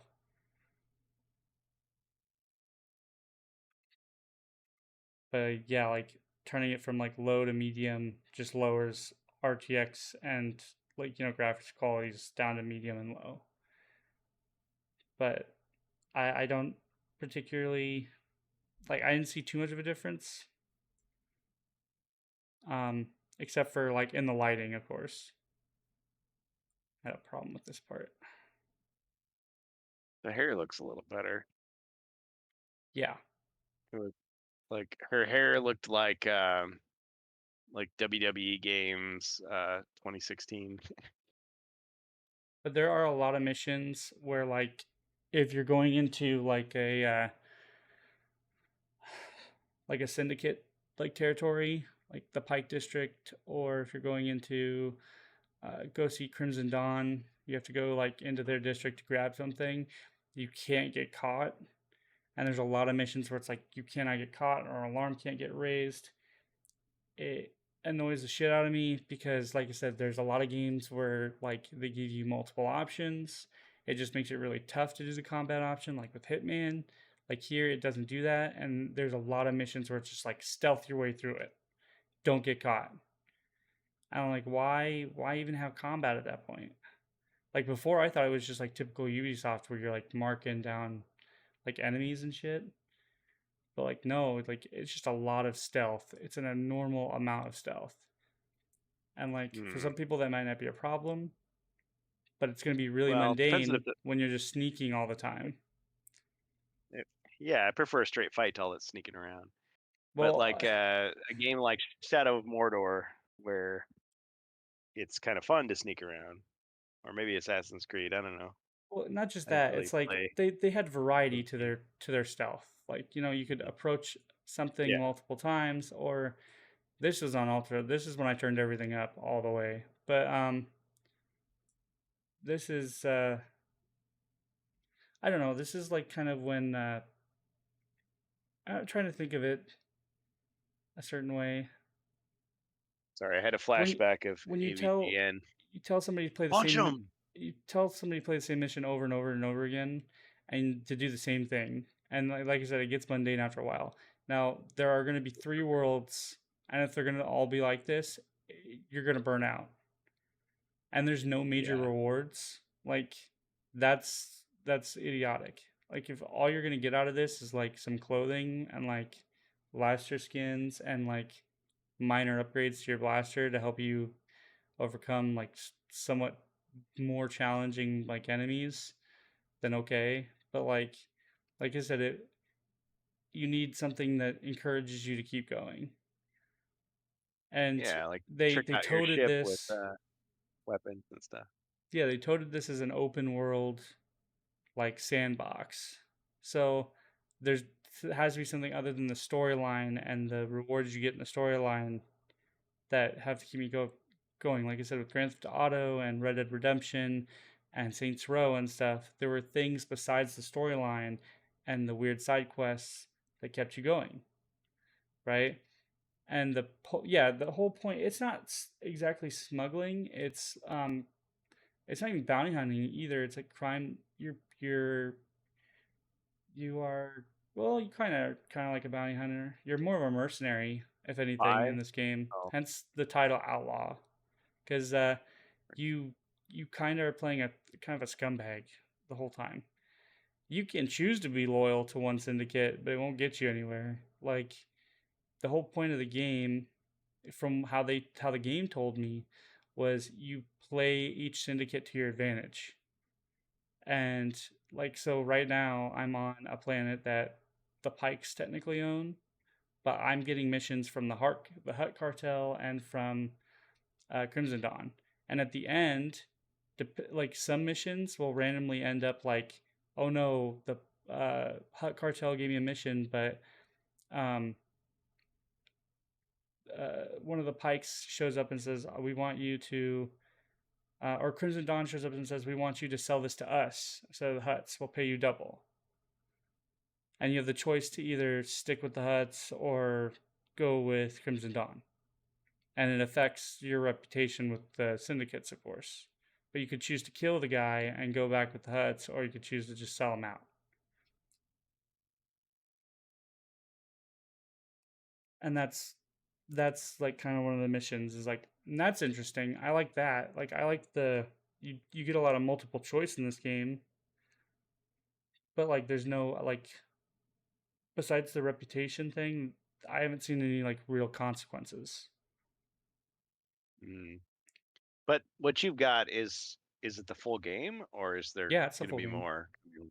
Well, I don't Okay. know. I don't know. There's a season pass, and I think I think they gave me part of that. So So I don't there'll be know. more missions.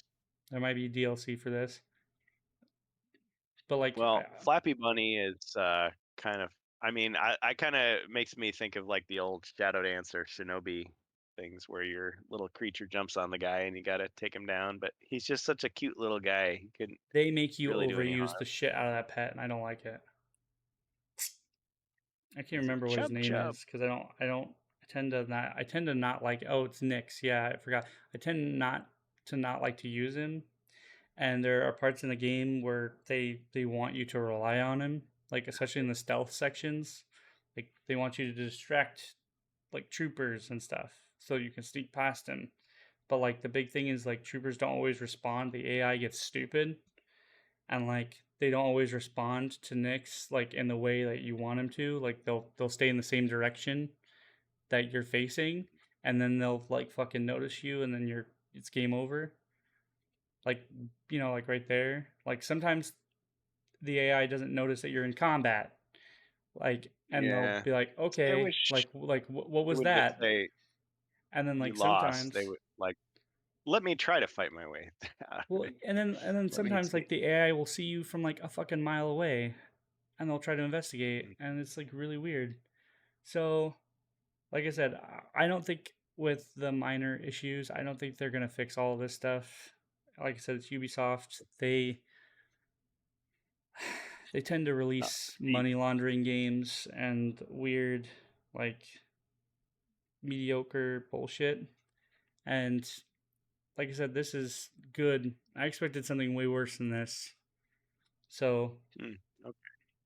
So it's just okay. It's just mid. It's just mediocre. well, considering the fact that they're good open world games for like what 2017, 2018. So, yeah, a lot of their games now are just like really recycled bottom of the barrel stuff. Like Breakpoint, nobody really liked Breakpoint, and it really is just kind of an empty shell of what Wildlands used to be.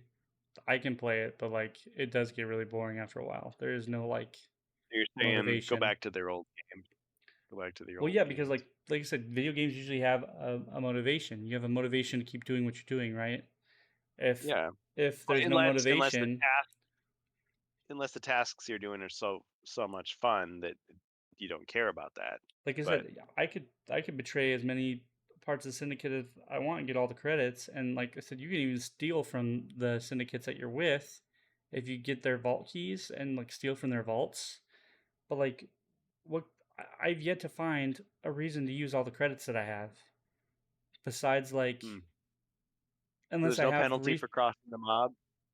Yeah, there is. Like you lose relation. Like I think if you get, because there's like a good, there's a poor, bad, and I think there's like a setting below that where I think they'll just attack you and shit, and then you're not welcome to like their merchants or parts of town anymore. But I haven't gotten that far yet. Oh, okay. Well, I think at least that's I'm in something. bad standing with Crimson Dawn, but I don't think I'm like anything lower than that. But yeah, like I said, it's just one of those things where like I barely got the ship right now, and like I'm over 10 hours in. Like I've gotten to fly the ship once, and that was just off world. It didn't have a hard hyperdrive, so like I was able to fly it to this Imperial base, and that was it. I'm still trying to like repair it right now, and that's because I keep taking side quests. So,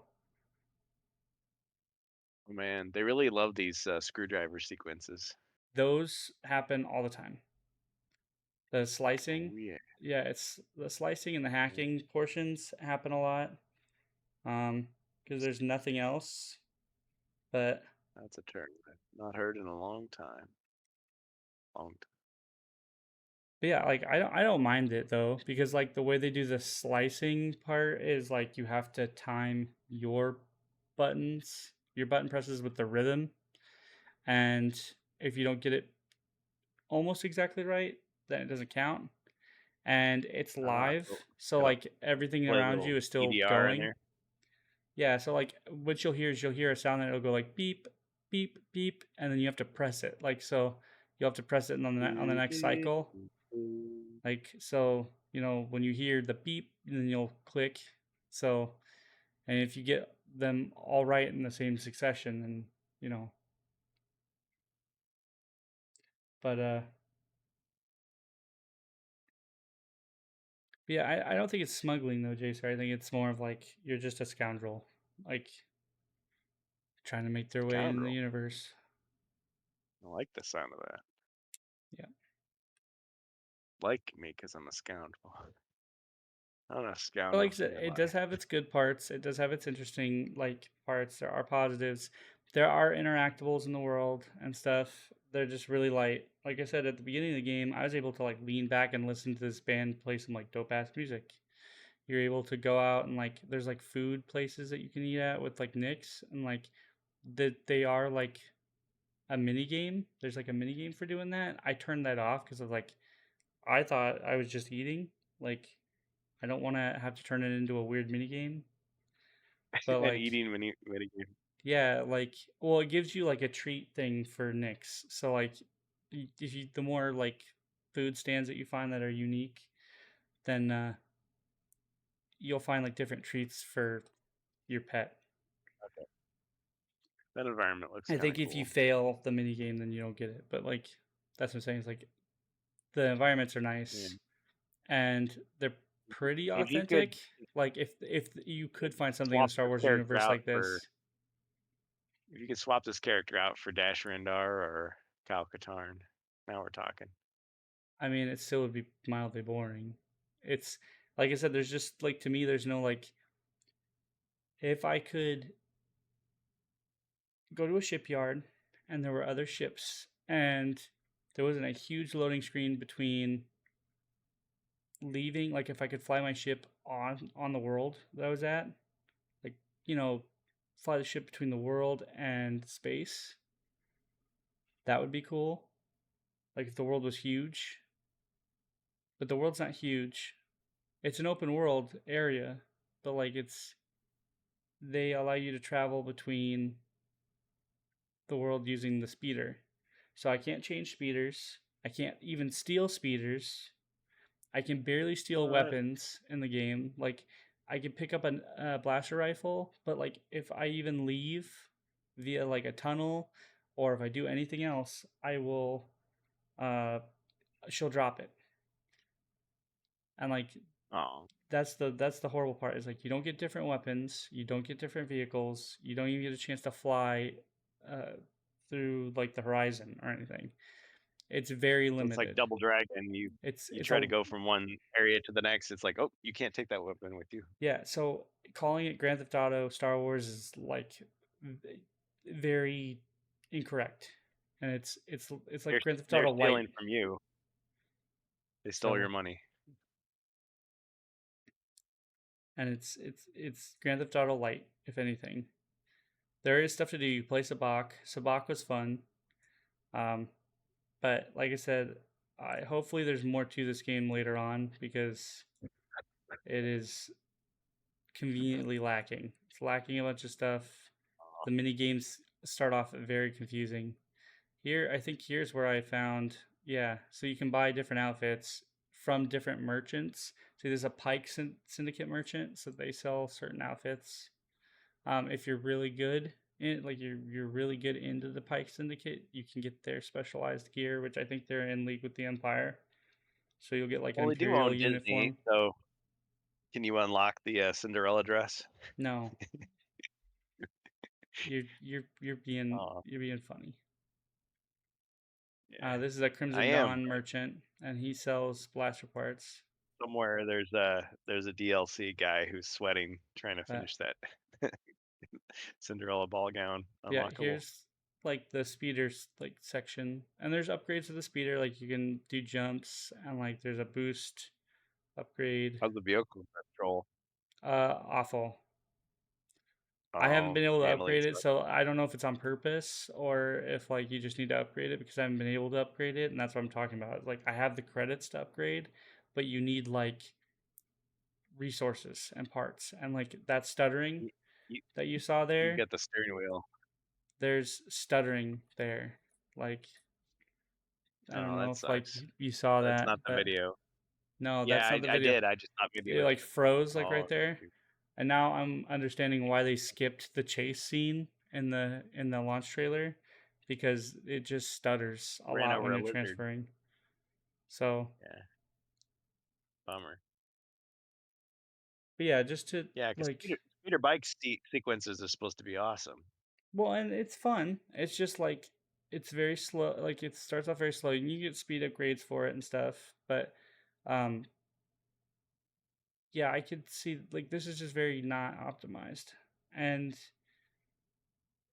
it's just one of those things where like yeah they were in a hurry, and even with all the recycling they did because a lot of this is recycled, and I'm not talking about the textures, the a lot of the animations and how the game was done, like the gameplay elements and stuff are a lot of this is taken from like I feel like Assassin's Creed, because like I said, if you play Uh, Valhalla, how the game starts, like how the gameplay element starts for like the questing and stuff, very much the same. You start off in one side or one part of um, a country, and then you migrate to another part of the country once you're done with that main quest, and you are just hammered with side quests in Valhalla. But the difference between that game and this one is you have a lot more clothing options, weapon options. You are allowed to take other vehicles. You're not allowed to take other vehicles in this game. You're just very limited. yeah, And for somebody who's code playing a forbidden. scoundrel, like you should be able to just take whatever you want. Can't break the law. Can't double park. So, and that's what drives me nuts. It's like you can't shoot inside the city, and you can't do like stuff like that. It's ridiculous. See, they should just let you do the stuff, but then have consequences for Yeah, it. and that's what I'm saying That's is like you better. should be able to shoot because like this is an imperial controlled city over here. Like it's controlled by the Mm. empire. So it was really cool. I had to give my ID to the empire, I had, like a fake ID and stuff. It was very close to like scratching that itch, and then like found out, oh, I can't really do anything in here. Like can't cause Yeah, any I trouble. mean it's more work to put in all that extra scripting, but I mean that's what you're hoping for in a game like this, that they go that extra A mile. They don't new just give you genre, just the bare a, minimum. a non-sandbox Uh, sandbox game. Yeah. it's a box. It's just a box game. You're in a box. So They put you in a box. I don't know. Like I was saying before, it's not to me. It's not like absolutely horrible. Um, because I'm still gonna play it, but at the same time, it's just not. You know, it's kind of exactly what I expected. It didn't disappoint, right? Um, it was actually no. I'll take that back. It did disappoint, but you know, it Oh, was just like because I expected more from it. But like, yeah, this is what I'm so talking about. not Like worth for that upgrades, 70, this is what you 70 get for your bucks. ship. You can upgrade, and you'll get like these upgrade. You can upgrade weaponry, all that other garbage, and then you can like I think it's you can do appearance, which you can change like the paint. Wait, you can And turn into Greedo? no, that guy's your mechanic. Oh, dang it. But I was like, you could turn into that guy. trying to That's skip. already. Yeah, Oh, false man. flag was like the mission I was just stuck on for hours because I didn't do it. I did the other stuff first. It's a false But like, flag operation. but there's this bar here that you can go to, and like I went back here over and over and over again, and there's stuff you can do in here. Like I said, there's stuff that takes you out of the main story, like get you involved in the world. But for as big as the Star Wars universe is, there's should be probably a lot more. And yeah, Dead resentment. indeed, Bohemian that is comment. a good one, Bohemius. That's a very good one. Gold. Like I said, a lot of people didn't look forward to it, and with that, I think they were correct in doing so because it's $70 for the base game, which won't give you all the extra outfits and all that crap. Um, it's 110 or 120 for the version I have, which allows you to play this game now. Was like 3 days early, so it's still technically not even out yet. It doesn't come out till the 30th. Technically the 29th. Oh yeah, here's your glitch. It like pulled a cyberpunk. I like tried to like drive itself. The speeder. I tried to call it and it like glitched out. But yeah, so oh yeah, and here's Oh another yeah. glitch. Yeah, here's another big glitch. She like gets all crooked and stuff when I'm driving. Well, So it's not to say that just because you're attractive that you have to play an attractive character, right? But yeah. but yeah, like it was just I think the biggest, as far as the gameplay goes, that was what got me. As far as the rest of it, the other big negative was just performance.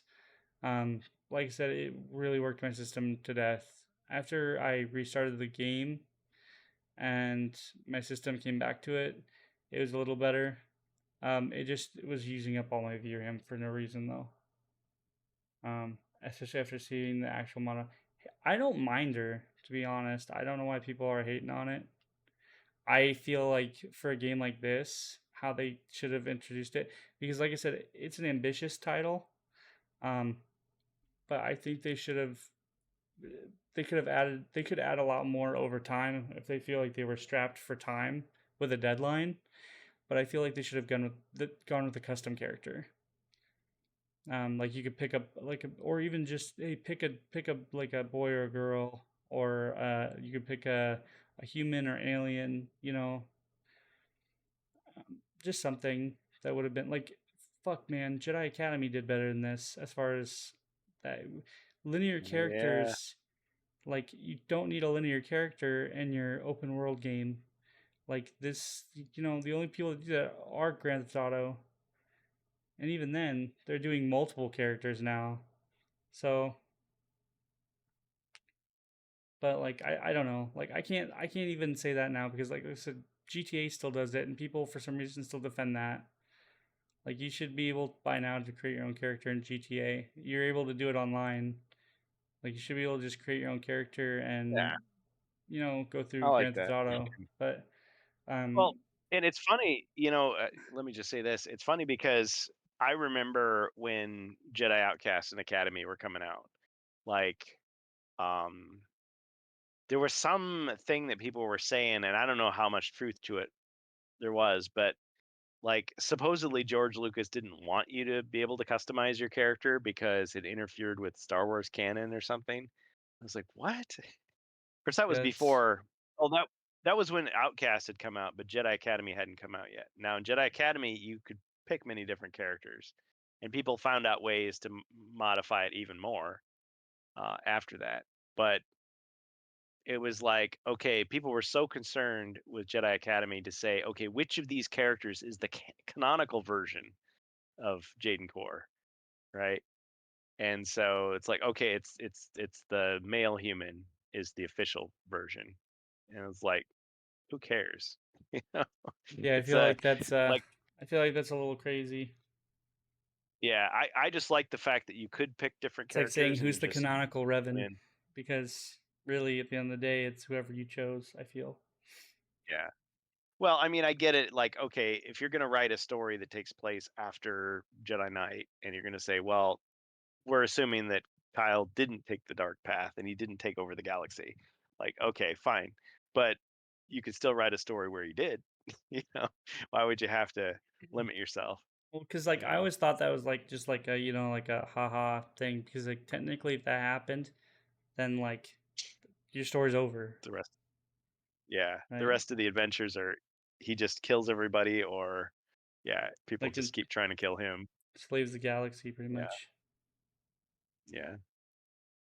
But I was thinking like, hey, they've done that with so many other franchises, where That should be a like topic. Injustice, Like, would where he have been strong enough to do that Superman- technically? Like, yeah, yeah, because mm, well, you can imagine it, if you're writing the story, you can do whatever you want. But it was like Kyle was like an okay guy, but I mean, most of his power was just given to him by the magical power of the valley, which was yeah, the trapped spirits of all those Jedi and Dark Jedi. So like if he developed on his own, he would have had to like work for years to like get even close to that. But and even so, he still wouldn't have been that powerful. But then there's always the question: well, couldn't the spirits just like overwhelm him and like take over his mind and like control him? Or they would just be his slaves, basically. He'd be a god.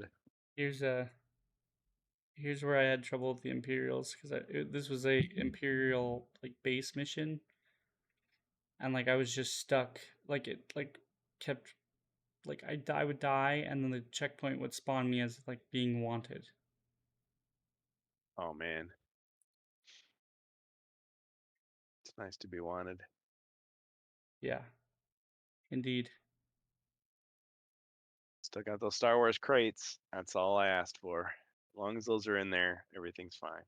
But yeah, like I said, I think it's pretty accurate for the time period it was in. Like if you were to talk about the worlds that they put in here, the Disney approved worlds that they put in here, like Canto Bight and I can't remember what the Toshara.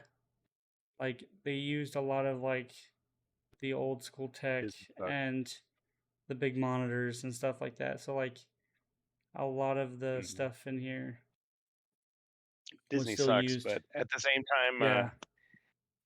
I give more credit to games like this because I feel like they have a little more freedom to do what they want. But yeah, Also, when I it feel gets like imposed, Death Troopers down. should not be a thing. I don't know. Like there's too many new stormtroopers. there are. That's the and problem. Every movie gave you a new stormtrooper. They are. It's like eventually They're not special forces, and I can't remember what they're supposed to be for. janitors. Because technically, there are already special forces troopers, but I guess maybe they are. They're the new, like. Yeah. So that's They why. just put stormtrooper That's why I'm armor so on anybody. That's why I'm so confused. Is because. Like, I don't even think technically the people who make this game know what they are. Because Yeah. before they were just Krennic's personal guard. And that was it. And like now they're used. They're used everywhere. So I don't know. Yeah. And now I have to look them up technically to find out exactly what they are Well, used for. I think they're mean, technically special forces, but Dark Forces came up with their own new stormtrooper for the game, but it's like fine. That's what that's what yeah, you but wanted. that's the You Dark wanted to have Trooper a though. Like superpower. Yeah. and like I said, But I like mean, they you have could the if you're Stormtrooper. gonna I guess it's a tug of war between wanting to take stuff from the movies and just show it to you because you like it versus like putting something in there that seems like it makes sense. In which case you might be better off just making up your own thing for the game. And they technically already had. I thought originally, but like I said, I thought back and I was like, oh wait, those are probably like considered legends now. So I guess the Death Trooper probably takes over for Special Forces troopers now. So technically, they don't have to show up. They don't have to show up in the original trilogy. But if you're on the Death Star, wouldn't that house like those people? But I don't know. Did I ever Legends until it's canon again. Did I ever play Star Wars Uprising? No. What is that? Hold on. I'm not sure what that is. Yeah, hold on. I've got like so many tabs open. Hold on. Star Wars Uprising. The video game. 2015. Oh yeah, this was the. Oh, was this the phone game? Bohemians? yeah. I think I iOS. played that. I think I played a couple levels of this actually. Yeah, if I remember right, I think this was the phone game that took place during the original trilogy. Oh, the Republic Commandos are in it. Yeah, you play a scoundrel. Yeah, like you play like a scoundrel who's like I think their friend's like a Twi'lek or something like that. I don't remember much about this because I played a couple levels and like kind of like fucking pieced out of it. But because I wasn't really much into mobile games at the time. Yeah.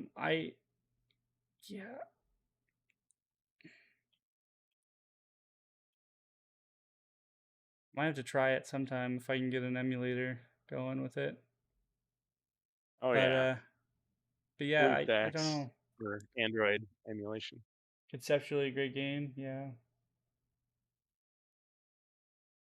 See, oh, that could be because it's an MMO. Yeah. I thought at Oh first, I shoot! thought at first it was a first person or a single player RPG, and then like, cause like the tutorial, like you just played like alone, and then you got introduced. And I was like, yeah, fuck this, cause back in the day I didn't play online. I like got away from the online stuff. See, I enjoy online games, but I have Not an when they're inherent only dislike. online for me. Like I can't Yeah, anymore. pay Like to pay to play nowadays I subscription do. based game. Like nowadays I can because I have people to game with, but like back in Well, the that's day true. after I had a period of time where I just stopped. And that's why I'm so like I'm such an old man about them now. Destroyed Typical. by the Yeah, players. Yeah. farm infinite resources. Just Well, people yeah, because hacking the game. wasn't it like that was around the time when like uh phone games were pretty notorious. Like they were starting to get really For just like notorious about like microtransactions. yeah, well, I don't know about yeah, they like microtransactions were starting to be a big thing. Like the first couple are free. And I can't remember if that had microtransactions in it or not. See, yeah, that sours the whole experience. I mean, in a way, it's That it kind of like does. when people just cheat. I guess they're like Robin Hood, but why make the game that way in the first place? I'd rather just have a game where, yeah, you just earn the stuff. You don't have to grind it forever, but you don't. It's not pay to win either. It's not gambling for kids. What's the harm in gambling for kids? Nobody else finds it a problem. It's up to credit card companies. Yep.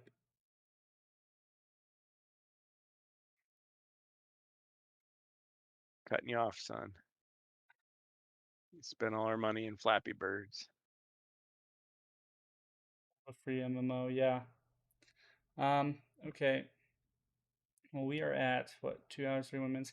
Yeah, we didn't do too much commentary. I hope I at least got to fill in for people who would just be listening. But yeah, the game had positives, but it did have a lot of negatives. And to me, I would say the good is that it's a visually detailed game for how it, and this is to me this is how it's toting the fact that it's an open universe sandbox, which to me is saying that it's bigger than an open world game. So, based on Ubisoft's claim of that, right, and Massive Entertainment's claim, the good is the fact that it looks pretty good, lighting and world detail wise. For as large as it is, yes, there's some fog in the distance, um, but it doesn't that doesn't overstay its welcome for the world or whatever. Like it can, you know, it doesn't break immersion or anything like that. Um, it has some gameplay elements and features that are enticing. The traveling, like the speeder, even the ship can be a little fun at times. Um,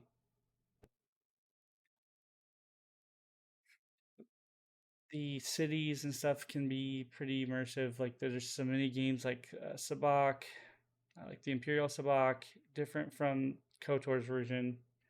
Um, or doing there's like horse bets, which is pretty crazy. Um, you can take random contract jobs. So there's a way to get involved in the world somewhere. It's just more questing after that, which can be a little tedious. That leads me to the bad. There isn't enough diversity in the world. Like right now, if you're looking, this is when the game got really like stuttery and bad because I was wanted and this was full wanted almost. Like there's an ATST there, which didn't really do very much. It just stood there. Um, So but there isn't a lot of diversity in the world. There's a lot of like a lot of Can't the hit the same broadside of a questing. barn. Um, a lot of the same questing, a lot of the same side quests. Um, but so far, like, 'cause I haven't been to the other worlds yet. Just a lot of the same shit. Performance for the game can be really bad. Now, like I said, my CPU is 4 years old, going on 5 as of next year, so it's getting to be old. But it is a Ryzen 9 3900 XT, and the recommended, even for Ultra, is a Ryzen 7. So it's a modern Ryzen 7, but even for their lower end or just the regular recommended, I think my CPU still matches performance levels for what they're recommending. So if any of you guys have a 40 series card and a Ryzen 7 or an Intel equivalent, um, if you get the same things, let me know, like the same stuttering or performance issues, and you end up getting this game, I guess. Or if you experience this stuff on console, because I can only imagine how this game's going to perform on console. But yeah, I didn't notice a bottleneck or anything like that either. My CPU wasn't running like exorbitantly high. I think the highest it ran was at 55%. So another bad thing was like I said, that ATST isn't moving. The AI was a little bit crummy at times. It was either too good or it was not good at all. And the game's just overall mediocre, which we're looking more towards a more immersive experience. Um, Leading to the ugly, which I'm going to go back to performance and how the game handles hardware. We haven't gotten any crashes, but the game eats VRAM like it's going out of style. If you can tell here, after long portions of gameplay, I think there's either a memory leak or something like that. You get really bad, um, like really bad textures. Like I'm getting like low poly textures every now and then. Um, you're getting like really bad frame drops. When anything like I think more than 5 or 6 characters are on screen. Um, and I couldn't get out. I had to wait till the game's saved, or till I was done with the battle, I guess, because I couldn't save during combat, couldn't save while you were wanted, so I couldn't just quit. But and navigation is really ugly. Like this is how you navigate. You use that big fuck off map, um, which wouldn't be a problem if you didn't have to avoid certain territories or you wanted to make sure that you weren't bypassing certain organizations, or if you're trying to like find a quest. Your quest appears on the top bar of your it's like this little bar, like a compass. Um, Most games either give it to you and they just tell you where it's at, especially when you're traveling so fast. They'll either give you a route or they'll show up on a map. This does not. So you could be traveling the wrong way, even though it's in that direction and there's a mountain in front of you, and you will have to either go around or plot a different course. And that's the frustrating part, is I got lost a lot because I just had to rely on that compass. So having to pause and unpause and pause and unpause just to find out where I was going. But yeah, hopefully playing a little bit more might change my view of it. But yeah, that's about it. Does anybody have any further detail or comments regarding Outlaws? Or did we lose Kurgan? Hero. Nope. Okay. Did not. Right Well, here. with that, we'll take one final break and we'll go into our last topic of the night. Man. We might talk a little bit of pop culture, but yeah, we'll probably go into our last topic of the night. We're running pretty late, so I mean, I don't mind it, but yeah. So, because I'm just gonna stay up. I'll probably just be staying up. Man. All night quest. All night cast. But anyway, let's go ahead, take a quick BRB just to grab some water, use the restroom, and we'll be right back. Don't go away. Okay. RantCast. That's right. Back. Go ahead and bring Kurgan back on. All right, Kurgan, you're back on with us. Awake cast. Awake. Yeah. Awake cast. RantCast. RantCast. Yeah. We're Strange Bus and Kurgan, and you're listening to the RantCast. RantCast. We need Ric Flair in here to bring us back on target. For those of you just joining in, this is the RantCast, episode 47. I'm Strange Bus, and my other host, Kurgan. We're here. We're here. We're live. Just turn up that bass on your microphone and just let us sing you off to dreamland. Something Amazing. like that. Oh, And, yes. We've got t-shirts. So, just a quick reminder, for those of you just joining, if you'd like to be part of the discussion now or in the future, give us a quick IM either in the chat or on our Discord. We'll be free to send you an invite. Without further ado, we'll go ahead and move on to our next discussion, our next topic.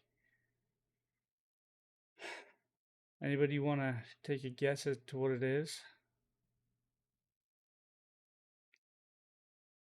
Kurgan?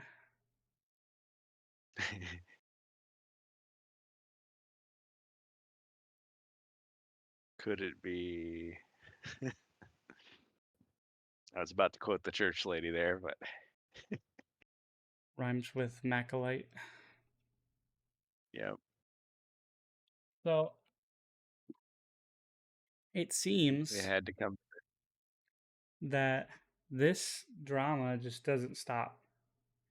Nope. Doesn't die down. The drama's not on the screen, though. That's the funny thing. Allegedly.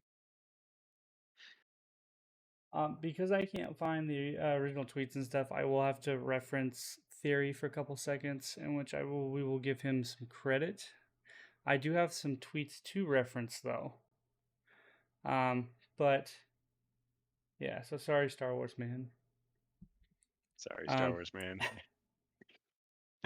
But just before I get into this, just a big point, because like I said, I'm the Star Wars fan. You know, I've got the wall up there. You know, I'm not like the hugest nerd in the world. I've just been, you know, I've been a long time fan for, you know, quite a while. No one can doubt your sincerity. And you know, I'm not collecting every fucking lightsaber under the, you know, show or movie, or I'm not fucking. You can't get Reva's lightsaber because that has You know what I mean? Like, I'm not spending my life savings on all that garbage. Like, what I'm saying is, like, I'm passionate about good Star Wars. You know, I'm passionate about that. I'm always willing to give stuff a chance. Yeah, man. With the Acolyte, no, I didn't fully watch it. I did catch some clips. I did not watch any of it on Disney Plus. I do not condone pirating. Not publicly, anyway. Nah, I don't condone piracy mate. If you're gonna do it, fine. But like, I don't condone it. I just advised to people that they do not give Disney the view because I didn't think it was a good show.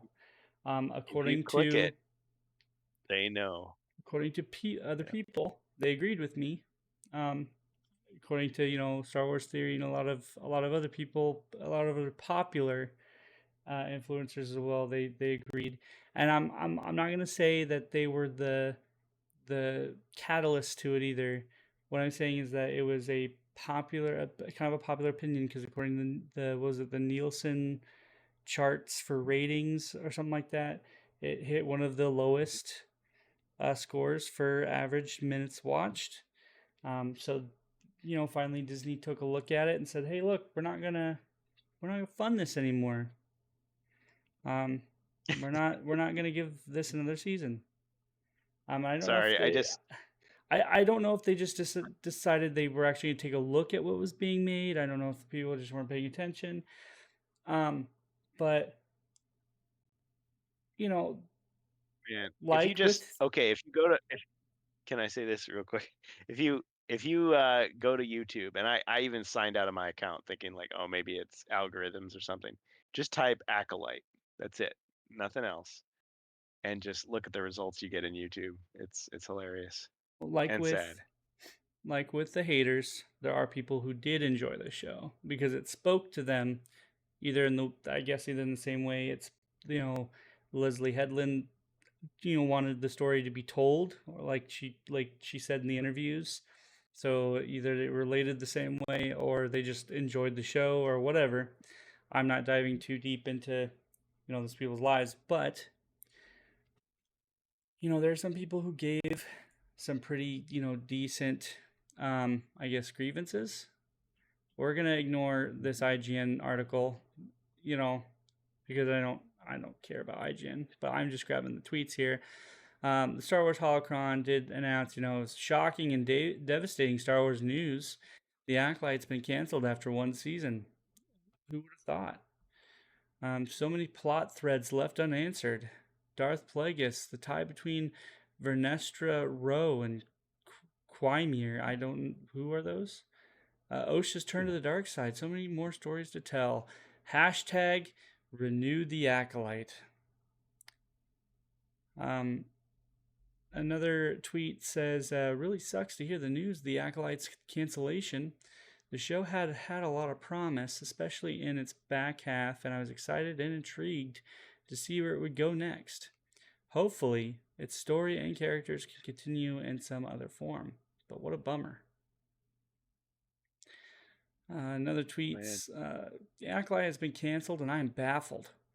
I know a lot of weird people on the internet made it their whole personality to hate it, but it was generally some of my favorite Star Wars. Period. I wish you wouldn't call me out like that. No, I'm just kidding.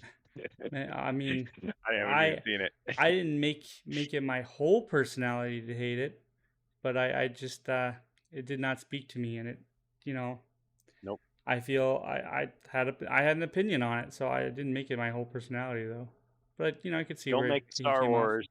if you don't want people who like Star Wars to comment on it. Acolyte can cancel is probably the most disappointing thing I've witnessed from Star Wars in a while. So a lot of people are saying it sucked that it got canceled, which was weird. So you're telling me we all have to forget about one of the sickest Star Wars dark side users we've got in years? Look, man, if this is the sickest dark side user you've ran into, you need to take a look at some of the history of Star Wars, my friend, because just keep in mind, just because the Acolyte got canceled doesn't mean it needs to be forgotten by people who enjoyed it. There are lots of things that I've enjoyed that were very, very unpopular. I don't particularly enjoy it anymore now because it's kind of old and my tastes have changed. But at one point in time, I was 19 when it came out, but the Green Lantern movie, I enjoyed that, and that had horrible reviews. I was also not a Green Lantern comic book reader. But I watched the cartoon in the 70s. And but like it had horrible reviews, so much that Ryan Reynolds has stepped down from ever wanting to like do that role ever. Like he's made jokes about it. Even even had Deadpool kill his character doing that. Like that's what I'm saying. I still think if they offer him enough money, he'll do it again. Probably, but like what you know what I mean. 100% Like believe it's been done as an inside joke because people hated that movie. Like I Yeah, it even got know until trashed. afterwards. Like I didn't mind it, but like that's what I'm saying is like I realize it now how like weird and off-putting it was. But like back then I didn't care. So, but like I said, like you need to take a look at the history of Star Wars because even though there are legends out there, there are some really kick-ass dark side characters. And like I don't gotten years. I mean, the last couple years even. Like, geez, I'm gonna even mention sequel stuff. I could say that those could compete with this guy. Like fucking Kylo Ren. Come on, man. Probably the best sequel character ever. Like, and that's saying something because I don't usually bring up sequel stuff because I don't really like it. But yeah. So this person says best sequel character. I'm trying to think. You might be right. It would be Kylo Ren because Adam Driver pretty much like even like not I'm not talking about Force Awakens, but probably from Last Jedi to Rise of Skywalker, pretty much carried those movies. And I'm not hating on any of the other actors or actresses, but like I don't know if they just knew that like those movies were kind of like on dead ground because of how like how much of like shit they were going through and hell they were going through. But Joe says he enjoyed the Green Lantern, but it wasn't the greatest thing. But his acting, Kylo's more whiny than his grandfather and uncle, almost as bad as Jar Jar. But like, also think about him in Rise of Skywalker though. Like Adam Driver played two characters. Like he played two characters in that movie, and did it really well. Put in all he could into the character, and then he was like, more. And I don't think he was too whiny in Last Jedi though. He was just very I don't know. He's just very angry. Yeah. But anyway, you are allowed not to like something in a franchise, but you shouldn't be celebrating the cancellation of that that you don't like in a particular fandom. Because even if you don't like it, there are those who loved it to celebrate their pain is cruel and selfish. So I'm going to bring this comment up right here. Disagree. How could Joe says either wear the helmet or leave it off? Bro.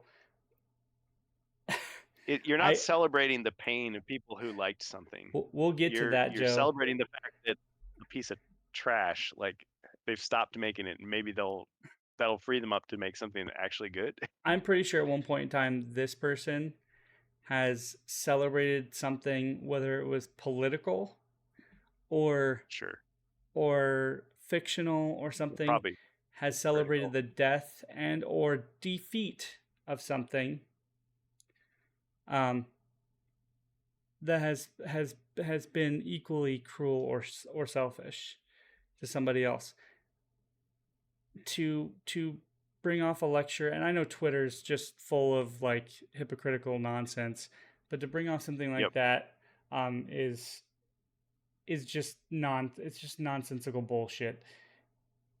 People do that all the time. It's part of the human condition. I'm happy the Acolyte is continuing because if it really fucks with the canon of Star Wars, and if you are an actual Star Wars fan, I'm not saying that you're not, but if you are someone who follows it or has been following it for a long time, ever since before Disney like changed shit around, even after the change, I guess that still fucks with stuff. That makes things inconsistent. Yeah, you're ruining stories, characters that other people have made and other people love. So you're saying for the tiny, tiny, minuscule, like barely there group of people who loved the Acolyte and thought it was great. Forget the fact that their it wasn't feelings a good matter show. more than everybody else. Yeah. Everybody so else is getting crapped on by the fact that that stupid show exists. forget the fact Allegedly, that because I haven't seen it. yeah, forget the fact that it wasn't a good show from Mhm. from the people who watched it and were able to tell, but like from what I've been told and from the story breakdown that I've been told, I wouldn't have liked it. I don't like how the story's been told. So like that's just my opinion on it, right? I can't, but like I said, I probably can't. I'm probably gonna get told I can't give a full on synopsis. But either way, um, Hey, if you don't you know, like it, don't I watch don't. it. I bet a lot of people didn't like Green Lantern either. I'm not gonna sit there and bitch about it. So the big thing here is that there were probably good actors in here, which leads to the next tweet, which you can probably read when I They enlarge get it paid here. for what we think, though. That's the thing. But So it's the not like we're taking food out of their well, no, but families' like what? mouth. But let me explain. What I'm saying is that you know we're getting to these people who are giving off legit concerns and also bringing out some of their feelings on Twitter. Now, like I said, Twitter's kind of a breeding ground for disaster. Yeah. But these aren't like super bad. And this person's like, hey, the performance, Manny Jacinto, I think I'm getting that right. Performance as the stranger earned a place in one of the very best Star Wars villains. This guy, I believe, earned extra points because he got naked or half naked in the show and like showed off his rip and bod and probably earned a spot in a lot of fangirls like scrapbooks. But second season would have focused heavily on his character and his relationship to Darth fucking Plagueis. Look, man, Darth fucking Plagueis had one apprentice around this time. Or even during that time, dark side of the Force. You're fitting so him. Wise. You're fitting him into a very tight timeline between now and the time he's supposed to be training Palpatine. So I would like Leslie Headland to fill that all in now, because if she's going to include fucking Plagueis into that small of a timeline, and like I said, forget the fucking age thing, right? It still has to make some sense, because you have to account for when Palpatine comes in, and if this is like 100 or so years before the Phantom Menace, like before, if this is 100 years before Phantom Menace, there has to be some sort of thing. You can't just keep continuing the story of these people. They're either going to die or they're going to get replaced, right? Unless, I guess, she's going to throw them into, their own adventure where they escaped, I guess, and Plagueis never talked about them again. But that's why I don't like to. That's why I don't like this prequel nonsense. Because you're putting characters into a situation where they either have to die, like they have to get killed off, or they escape and they never get talked about again. So, and either that these people just don't care about the story and they just wanted to see a good show, which, whatever.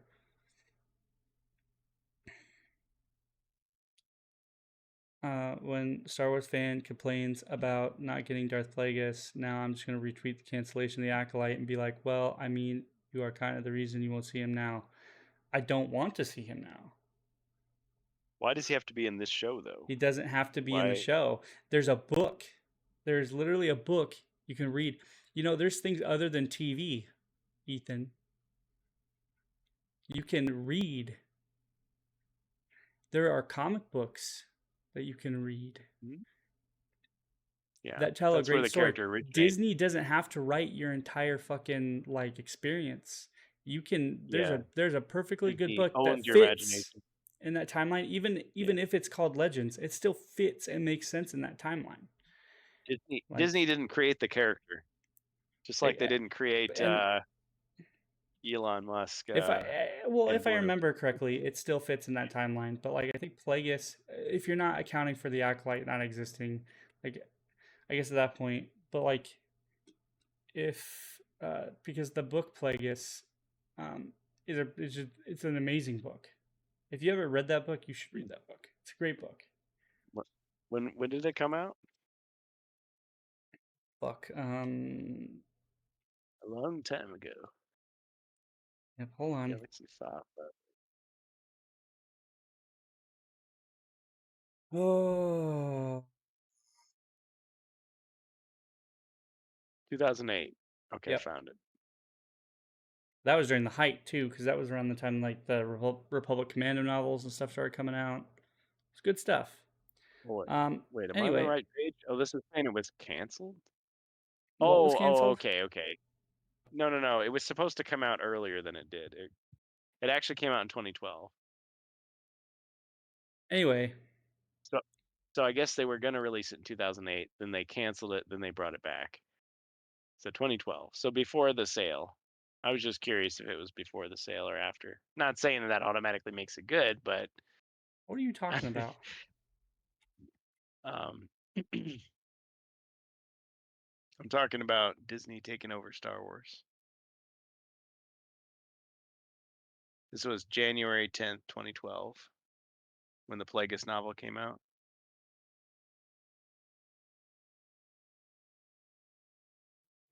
Well, oh yeah, it was January. This was still before Disney's acquisition, because I think Disney's acquisition was like late 2012. Yeah. If I remember right.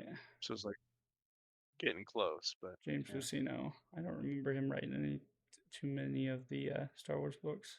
Anyway, what I'm saying is it's a good book. You should read it. But anyway, the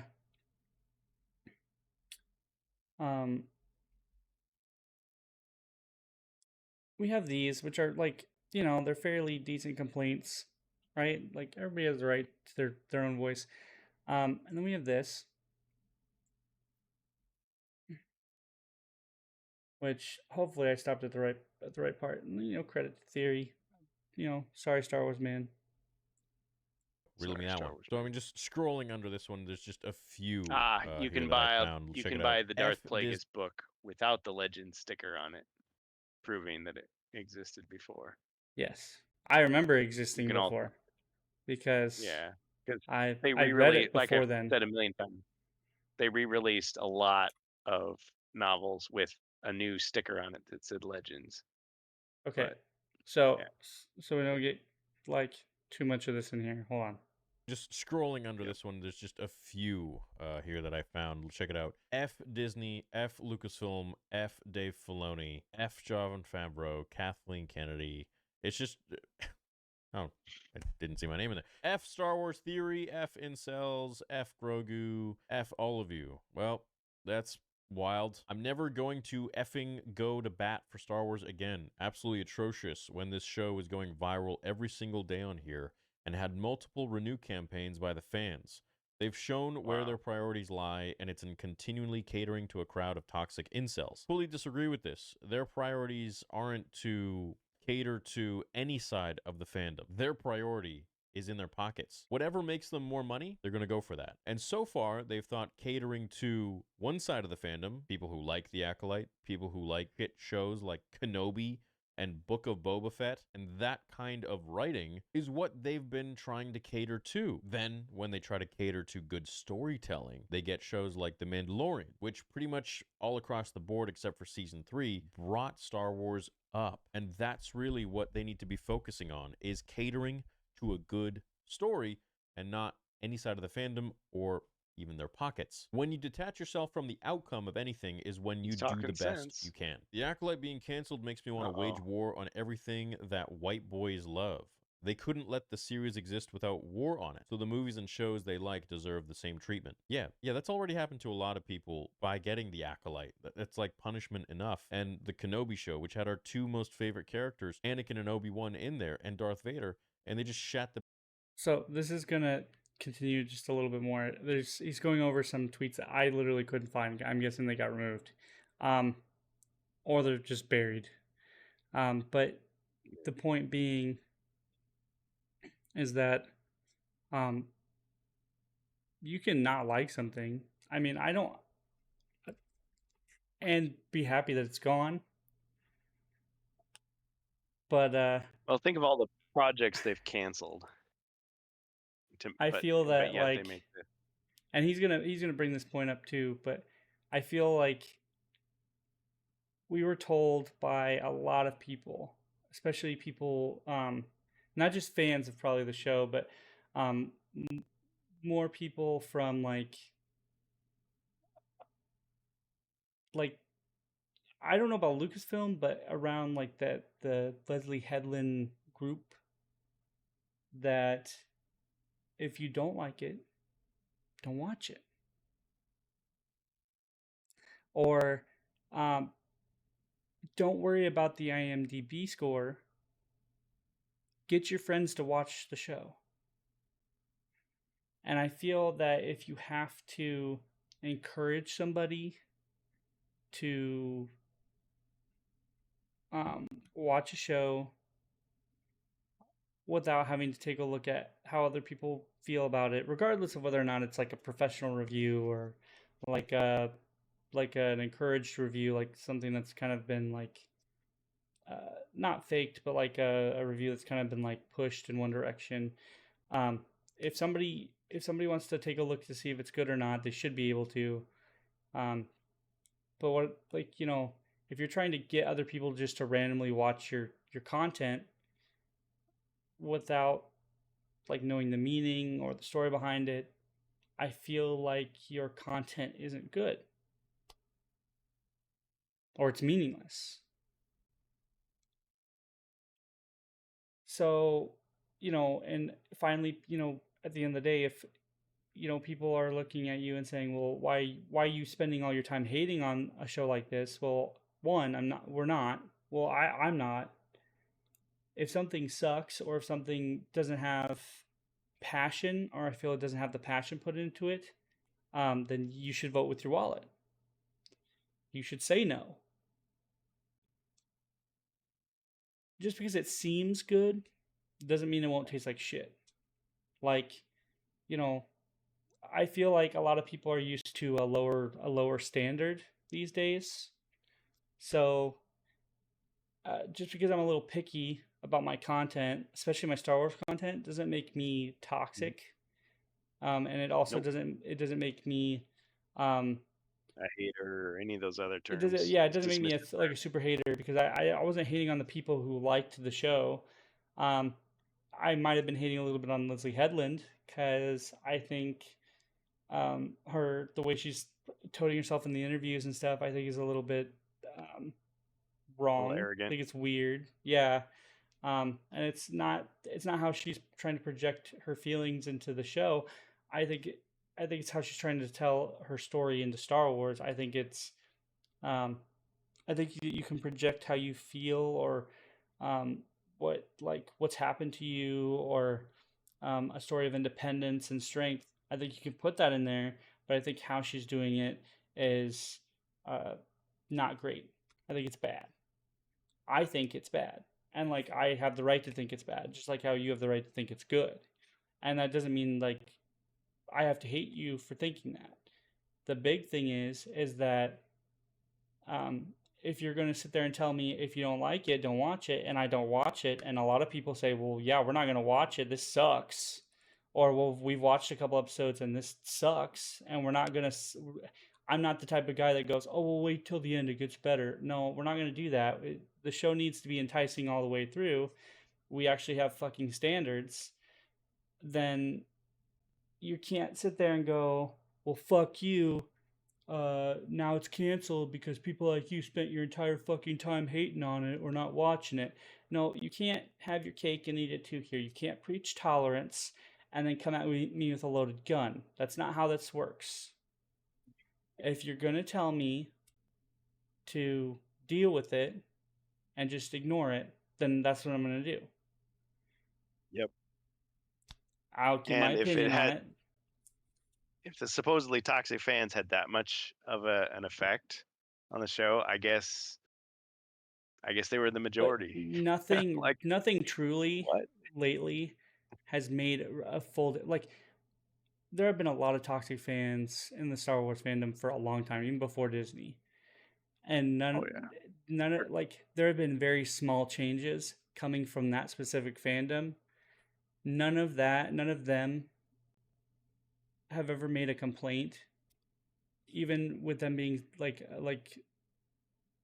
in a massive group, like none of them have made a major change, like that has caused Right. anything like crazy, like in scale. Yeah. Um, They get don't get blamed me for started on stuff, but Rebel they Moon. really don't. What? They Oh, don't have okay. the power.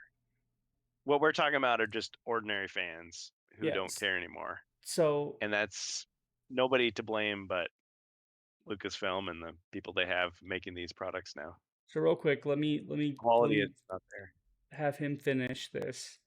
Bet on that. And then Yeah. Book of Boba Fett. I mean, they ruined Here's some Boba more Fett as Star Wars, well. man. It's like the annihilation of every male character, essentially. Look at it. Han Solo, Luke Skywalker, Boba Fett, Obi-Wan Kenobi. I mean, Darth Vader makes stupid decisions, can't even go around a fire, for example. Mandalorian gets sidelined pretty much in his own show as well in season 3. And then with the Acolyte, it's like, you had Soul, which was in the beginning kind of a compelling character, and then he just withered into nothing and died. And that was also his fault. He couldn't just let her kill him, murder him for nothing. They had to have him not say it's okay as she's murdering him so that she could have that moment. He didn't let her have that moment, according to Leslie Headland in an interview. It's wild to me, man.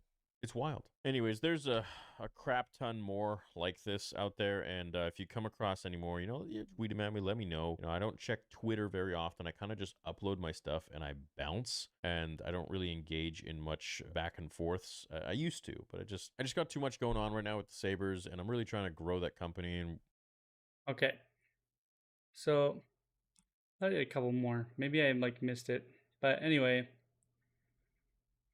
There was one, if I remember right, where they were talking about like I said, there was a meme of when the Acolyte is canceled and due to toxic fans and you are wanting to march into Disney or something like that, and it was it's a dude it was a suicide meme or something like that, and I'm like, these are the people who acted very high and mighty about the content in the media because this media spoke to you about either a traumatic experience or was trying to demonstrate a quality, either independence or a strong female character or something like that. But I used to watch Star Wars Theory until he did the video where he said he was done and he was quitting YouTube and he said he's still here. Dude, a lot of people do that. I even had that moment at one point in time where I was like, yeah, I'm done. I'm done streaming. I got hacked. I'm Just done. for that, I'm quitting YouTube. Just kidding. Lots of people do that. I mean, I don't remember. I don't think I've ever seen that happen with him. But Yeah. I mean, I believe it. Well, but and I don't rely on him for stuff. But it's not a stunt. Sometimes you really do feel like that. This sucks.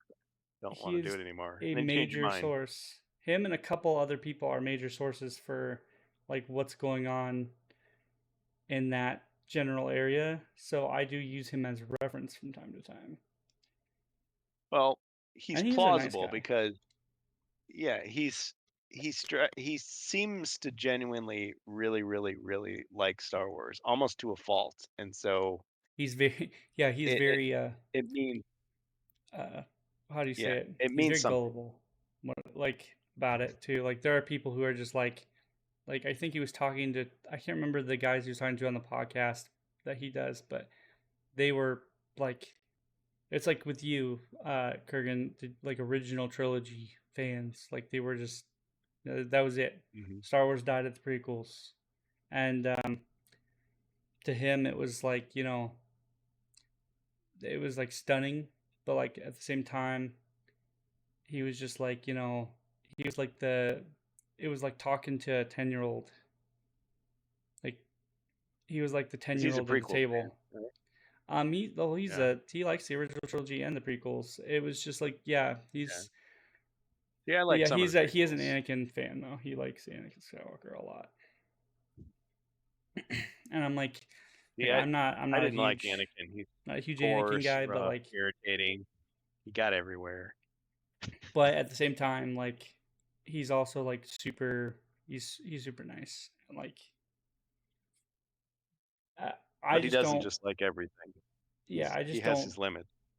I keep my distance from big YouTubers like that because they make a fuck ton of money off They like don't need your fans, and help. like I don't believe in like I have a very like I'm an underlying I believe in like the underlying YouTuber because like this platform I don't think is like built responsibly enough to make money like that.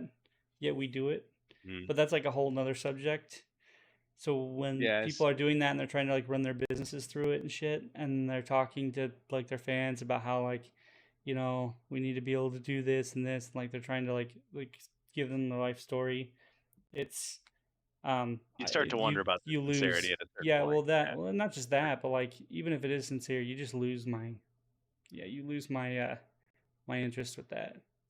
You know, because there are businesses that can run they still run off the people, but like you know they know how to run their Yeah, I guess their there's a fine line ecosystem. between like, yeah, this is great, and then maybe I'm getting manipulated a little bit here, Yeah, a little bit more than I want to be. you know you have to rely on people to donate to you, and like I already like my money is not money is valuable enough as it is. I don't need to donate to everybody that I watch on YouTube and Twitch. And that's what I'm saying. Like, I Well, don't. That's why I don't tell people you don't have to donate to me. Like, unless you want to yeah, see the stream it's grow because or something yeah, like I that. mean, people like on my last stream, I got a bunch of subs. I just was saying, oh, the prices are going to go up, and then some people were like buying They some. I'm are. like, weed, but They at are the gonna same time, raise yeah, they are going up. Yeah, from like $3.99 to $7.99 US. $5 is the I think it's $5.99 for a like a Oh, Twitch Prime sub, like sub. a yeah, like not Prime, but the I think it's like their tier one, and it's going to Oh $7. yeah, yeah. Oh yeah, that Seven sucks. ninety nine. Yeah, which like yeah, it does suck because it's Twitch trying to take their cut pretty much. So it's like I for don't think you that's think, going oh, to us. Like creators are getting more money. It's like, well, but fewer people are gonna go for it. Twitch is getting more money. Yeah, they get their cut, of course. Yeah, See, so I it's don't think like, you have but to though. I know That's the thing is like sub there's every now and plenty then there's or plenty donate, but there's don't. plenty of people there's plenty of people that have like subscription based services and Patreons. That doesn't necessarily mean that like you could just say like the deal is I'm gonna create the content I want to, but if you want to support it, you can. Like you wouldn't be able to There might be the live, Joe, temptation. if you'd There be might able be to the support everybody temptation you though to want to say like, watch. oh, if all of my supporters who are paying me tell me they want this and I don't really want it that, but I want the money more, I might change it, you know. There's that temptation. That's why I'm sure that I just on a save all human level. my donations because like I said it is a jar fund for improving my streams. So like I said, the money people donate There you from go. my stream goes towards like a mixer or a better mic because I'd like to get away from the Yeti and like a better headset or a monitor, stuff like that, stuff to going to improving the Good production way to do it. of the stream. Yeah. Because like I've already this isn't spent stuff that I'm gonna be able to just keep buying on my own randomly. Like I could, but like my budget goes towards other things first until it's an yeah. absolute emergency. So I think I've already spent more money on the stream that I'm ever going to get back from people donating, but that's okay. I mean, I didn't set out thinking, "Oh yeah, I'm going to make this back. I'm going to make a profit." It's just a hobby. I mean, if I yeah. ever got to that point it'd be cool, but I don't know. Anyway, you know, That's saying. but as nice as that is, I have a firm belief that like, you know, there was a time and period when things were a natural price. We had a steady ecosystem where you didn't have to like sub to everything, like in the world eBay. at all time, Yeah. and so like just keep that in mind. You know, Yeah. I understand that like creators and stuff they need money, but at the same time, you know, the life of a creator and a YouTuber is not a long one. A lot of them die out, a lot of them run into controversies, And the ones that do last a long time, if they're not shifting or changing their content from the stuff that they used to like, they're falling into obscurity. So that's why I said I don't really wish to be super popular. I don't mind being kind of popular. Like if I get like more of an audience, then that's my goal. My goal is just to have a small audience and like to build a community, and that's it. If you guys cool. if people want to donate, that's fine. I'm not going to e-beg or encourage people to donate because you know, I ran off the classic day of like that my job was to entertain people because I'm building a skill set and I'm using my time to entertain people. Not everything that I do, is requires to be paid for. I don't believe that everything that I do is worth money. I'm not, I don't think that I shit gold and all that stuff. So especially with when I like stream, man, I'm probably super boring. So it's like one of those things where I want people to interact and enjoy themselves more than I will always stream unless like something happens to my computer. Like I may not be streaming as much as I used to, but like I will always be on here, and like my Discord will always be up unless something seriously like bad happens. But but yeah, moving back to the Acolyte, I would have given the show like more of a chance if there wasn't so much like mad controversy surrounding it. I actually was looking forward to this show at one point in time when they were talking about it. Yeah. And when it was being announced and like the day before it released, I had to go to do a job with work, and the next day the next week after I was gone for the week, I came home to see if I could watch it, and I found out that it was like, I guess it was doing really awful. Just have a good night, guys. I have to work in the morning. Hey, have a good day at work. Thanks for joining us. I appreciate it. Yeah, man. Take care. But yeah, this is like, these tweets are ridiculous. Like, we should be respecting each other. Like this leads to like another big topic that I have, which is just the diversity in the Star Wars fandom, or the or what would you call it? The I guess just the, not the hate, but like, yeah, pretty much the diverse line between the people in the Star Wars fandom. There's a natural amount of difference between people in the Star Wars like group, fandom, whatever you could want to call it. And I can kind of get it because the Star Wars universe is so big. Like there's a lot to disagree with or talk about. Or you can be like, you can be an original trilogy fan, or you could be a prequel and original trilogy fan, or you could be a guy like me who likes the EU, or you could be somebody who likes Disney and all that other stuff. And to me, though, like, it's all Star Wars. Like, even though I don't like some of it, I don't feel the need to hate somebody on it unless they like take the show or the movie so literally that it's either their life or they like try to project it into their real world. I feel like it's it's like when you'd go with your friends back in the day, and depending on how old you were, you were either going outside to like the park or you were going out for beer, and you would talk about whether or not Boba Fett was overrated or he was like the coolest character ever. Yeah.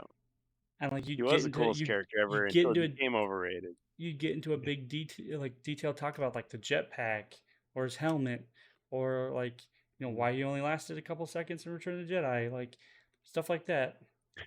You know, I used to get into conversations with people about the ship models, because that was a big thing I was into around like the time the prequels were new, like, you know, or like lightsabers, how they were built, stuff like that.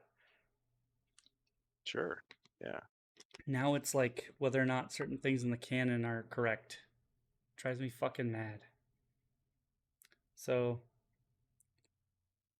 like, to me, Yeah. the EU will always be like correct, because it's what I literally spent most of my childhood remembering.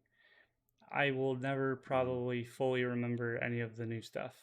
Like all Yeah. like how I remember the EU, because I have a Well- job, I have responsibilities, I have kids.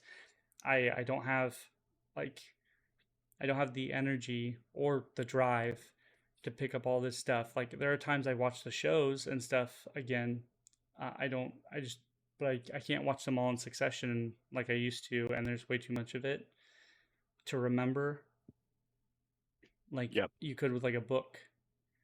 And I bet you there's a book somewhere Yeah. out there that kind of like summarizes half this shit. But like, you know, maybe a newer Well, chronology. you got a. Yeah, I was gonna just say you've got a big book out there.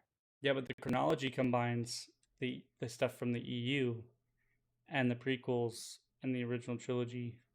So But it's not Pablo Hidalgo's new trilogy or it's new not the stuff from chronology. this is that's like pre-2012. So yeah, the stuff Yeah. that I don't know if they have a newer you know, chronology. With If so, maybe I can pick it up, and I will put that down in my bus token thing. Yeah. Get Old 100,000 chronology, new chronology. read. But only yeah. 5,000 tokens for the main one. I was there when you read it. It's like, yes. I still do read it. Just not a lot of people activate it anymore. I actually read it not too long ago. I can't remember who activated it, but somebody did. We're still just right after episode 1. So Some hero. I think it was Polsky that did it. If it was, thank you, Polsky. See, he does more than just ban those spam bots that come into our chat. But yeah. We played HeroQuest with him. He's a cool guy. He's a cool guy. Yep. But yeah, besides that's all I've got for tonight. And I didn't mean to take a cheap shot at Joe's argument as he was leaving either. No. I know what he was trying to say. It's possible to pick apart any of the Star Wars movies. But I was just saying, like, as a franchise goes on, like the later stuff has less excuse than the earlier stuff. Oh, actually, before we end, I almost forgot the cancellation and the amount of, I'm not gonna say hate, but there was hate for this show, by people who were also irresponsible as the people who are hating on the people who hated it. I think the amount of controversy, plus the fact that the ratings for the show sucked. If you look at there was a guy on YouTube who proved this, by the way. I'm not going to pull up another theory video, but like that's where I got this from. There's a guy on YouTube who proved this. Not theory, but the guy who he referenced. If you go to the Disney store and try to look up Acolyte merch, it is no longer existent. They have ripped everything Acolyte related off the Disney store. Wow. Like they even have stuff. They have stuff for Kenobi. They had merch to begin with. They have stuff for the Mandalorian. Well, they have stuff for all their other shows that that got unfavorable reviews. Like I said, Kenobi. I liked Kenobi, but like some people didn't like it. Some people didn't like the last season of the Mandalorian. There's stuff for that. There's stuff for Young Jedi Adventures. There's stuff for all that other stuff, right? But you go and you try to look up the Acolyte, nothing. It was all ripped. Wow. Think how much that stuff's gonna be worth, though. I guess also, I think now and like take this with a grain of salt. But I got this from two other sources. I guess Headland's getting some backlash. I don't know if it's from Disney, but I guess it was found out that she had some controversial tweets, like 250,000 controversial tweets on on white males, like prior, like years prior to joining Disney and making the Acolyte.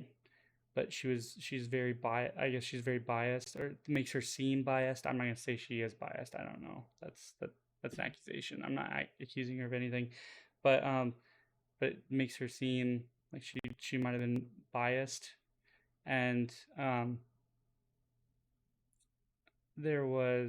she had removed those, and I guess it was found out or something like that. So I feel like that kind of puts her in some deep water, because you make a show and it kind of shows some bias in there, just a little bit, just a tad bit. Well, it's not coming out of nowhere, in other words. No, but like I said before, I love when you make strong characters of any type. They don't even have to be independent strong characters. Like when you give a character that has like a good background, good story, and it doesn't even have to be fully you don't even have to mansplain it to me or anything. It's told, the movie tells it, because the actor can do the job correctly. The how it's explained in the script, how the background of the movie is laying it out. You don't have to do it all in the beginning. It can be done throughout the movie or show. You can explain the character's arc throughout the entirety of the show or the movie. You can give me just enough at the beginning to where I understand who the character is, what the motives are, stuff like that. I like it when you can lay that out for me. But I don't like it when we just have ham-hocked characters. You know what I mean? Like,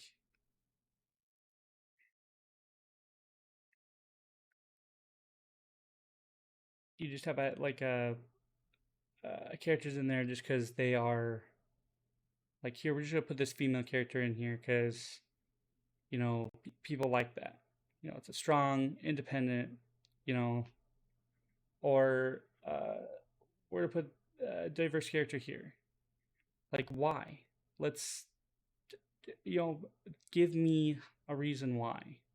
Give that character a reason why. Lay it out. And that's what I'm saying, is like, we need to bring those characters in, because even for some of the characters in the Acolyte, what's his face, who got fucking choked to death, he had you eventually learned of his at least his feelings and what made him his character up till his death. I don't know. I don't give a fuck about anybody else. I think Kymir is... I don't even know what his intentions are either. He's just a dark side character. Why? What is his pain? What's his anguish? What made him evil? You don't have to fucking spell it out for me or give me the whole backstory, but what gives him that drive? So, anyway. Yeah, I mean, you think about somebody like Darth Maul. People say, oh, he didn't have any character, but he does. Yeah, I mean, even if you his know excitement, nothing else, to come out of the shadows and prove to the at Jedi that the Sith last were back. will have revenge. He Yeah, was it's like, going to okay, prove to his he wants master as revenge. well that he was worthy, and Yep. Yep. like yeah, that Yep. I mean, just Phantom Menace Darth Maul had at least some. Yep. Wasn't a lot, Yeah, but it was because some. without that, people are just like, oh, he looked cool, he could fight, you know, he seemed like a threat. But like Clone Wars But and yeah, stuff brought a he lot did have the more, motivation. and the Yeah. books brought a lot to him. Yeah, like Sometimes that's all you need. yeah. But yeah, Now, if he just said nothing and he just died and that was it, it's like, okay, well, he's not a character, he's just a tool then. He's just a plot device. But yeah. But a character like that should make you want to know more about him. And so they did create more stuff for people to consume.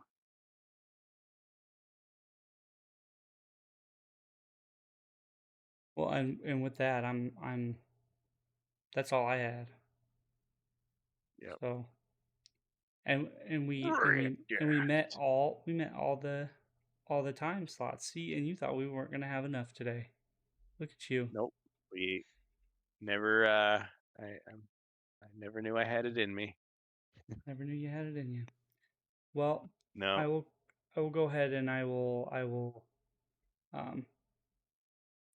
add our finisher here.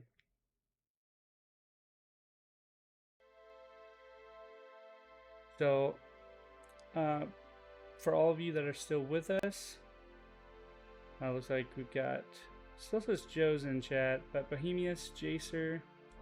I want to thank everybody for watching. If you watched it with us, if you're listening, watch the VOD when you get home, because we did a lot of show and tell. Hope you caught everything. Once again, my name is Josh, also known as The Strange Bus. You can catch me tonight right after the RantCast Podcast at twitch.tv/TheStrangeBus. That's twitch.tv/TheStrangeBus. I'll be playing some Star Wars Outlaws. Have my other host here, Kurgan, also known as HeroQuest Fans. You can catch him, every third or every Friday? Friday and Saturday, right? Yep. It's Friday and Saturday to do those HeroQuest streams, and that is at twitch.tv/HeroQuestFans. That's twitch.tv/HeroQuestFans. Also catch those VODs on YouTube, and that's XSC3, home of HeroQuest Fans. I also have a YouTube too, and it's just The Strange Bus. We're going to be doing another podcast. I believe we'll have another RantCast next Tuesday. But until then, I want to thank everybody for tuning in. And if you want a shirt, let us know. Maybe Kurgan could put in for one. More. We'll sell shirts. Yeah. So. Yeah. Yeah. Have a good night, everybody. Take care. We'll catch you guys next time on the RantCast. There we go. Was waiting for it. Yeah. It's like I'm trying to say it loud, but not so loud that I get muted. All right. Night, everybody.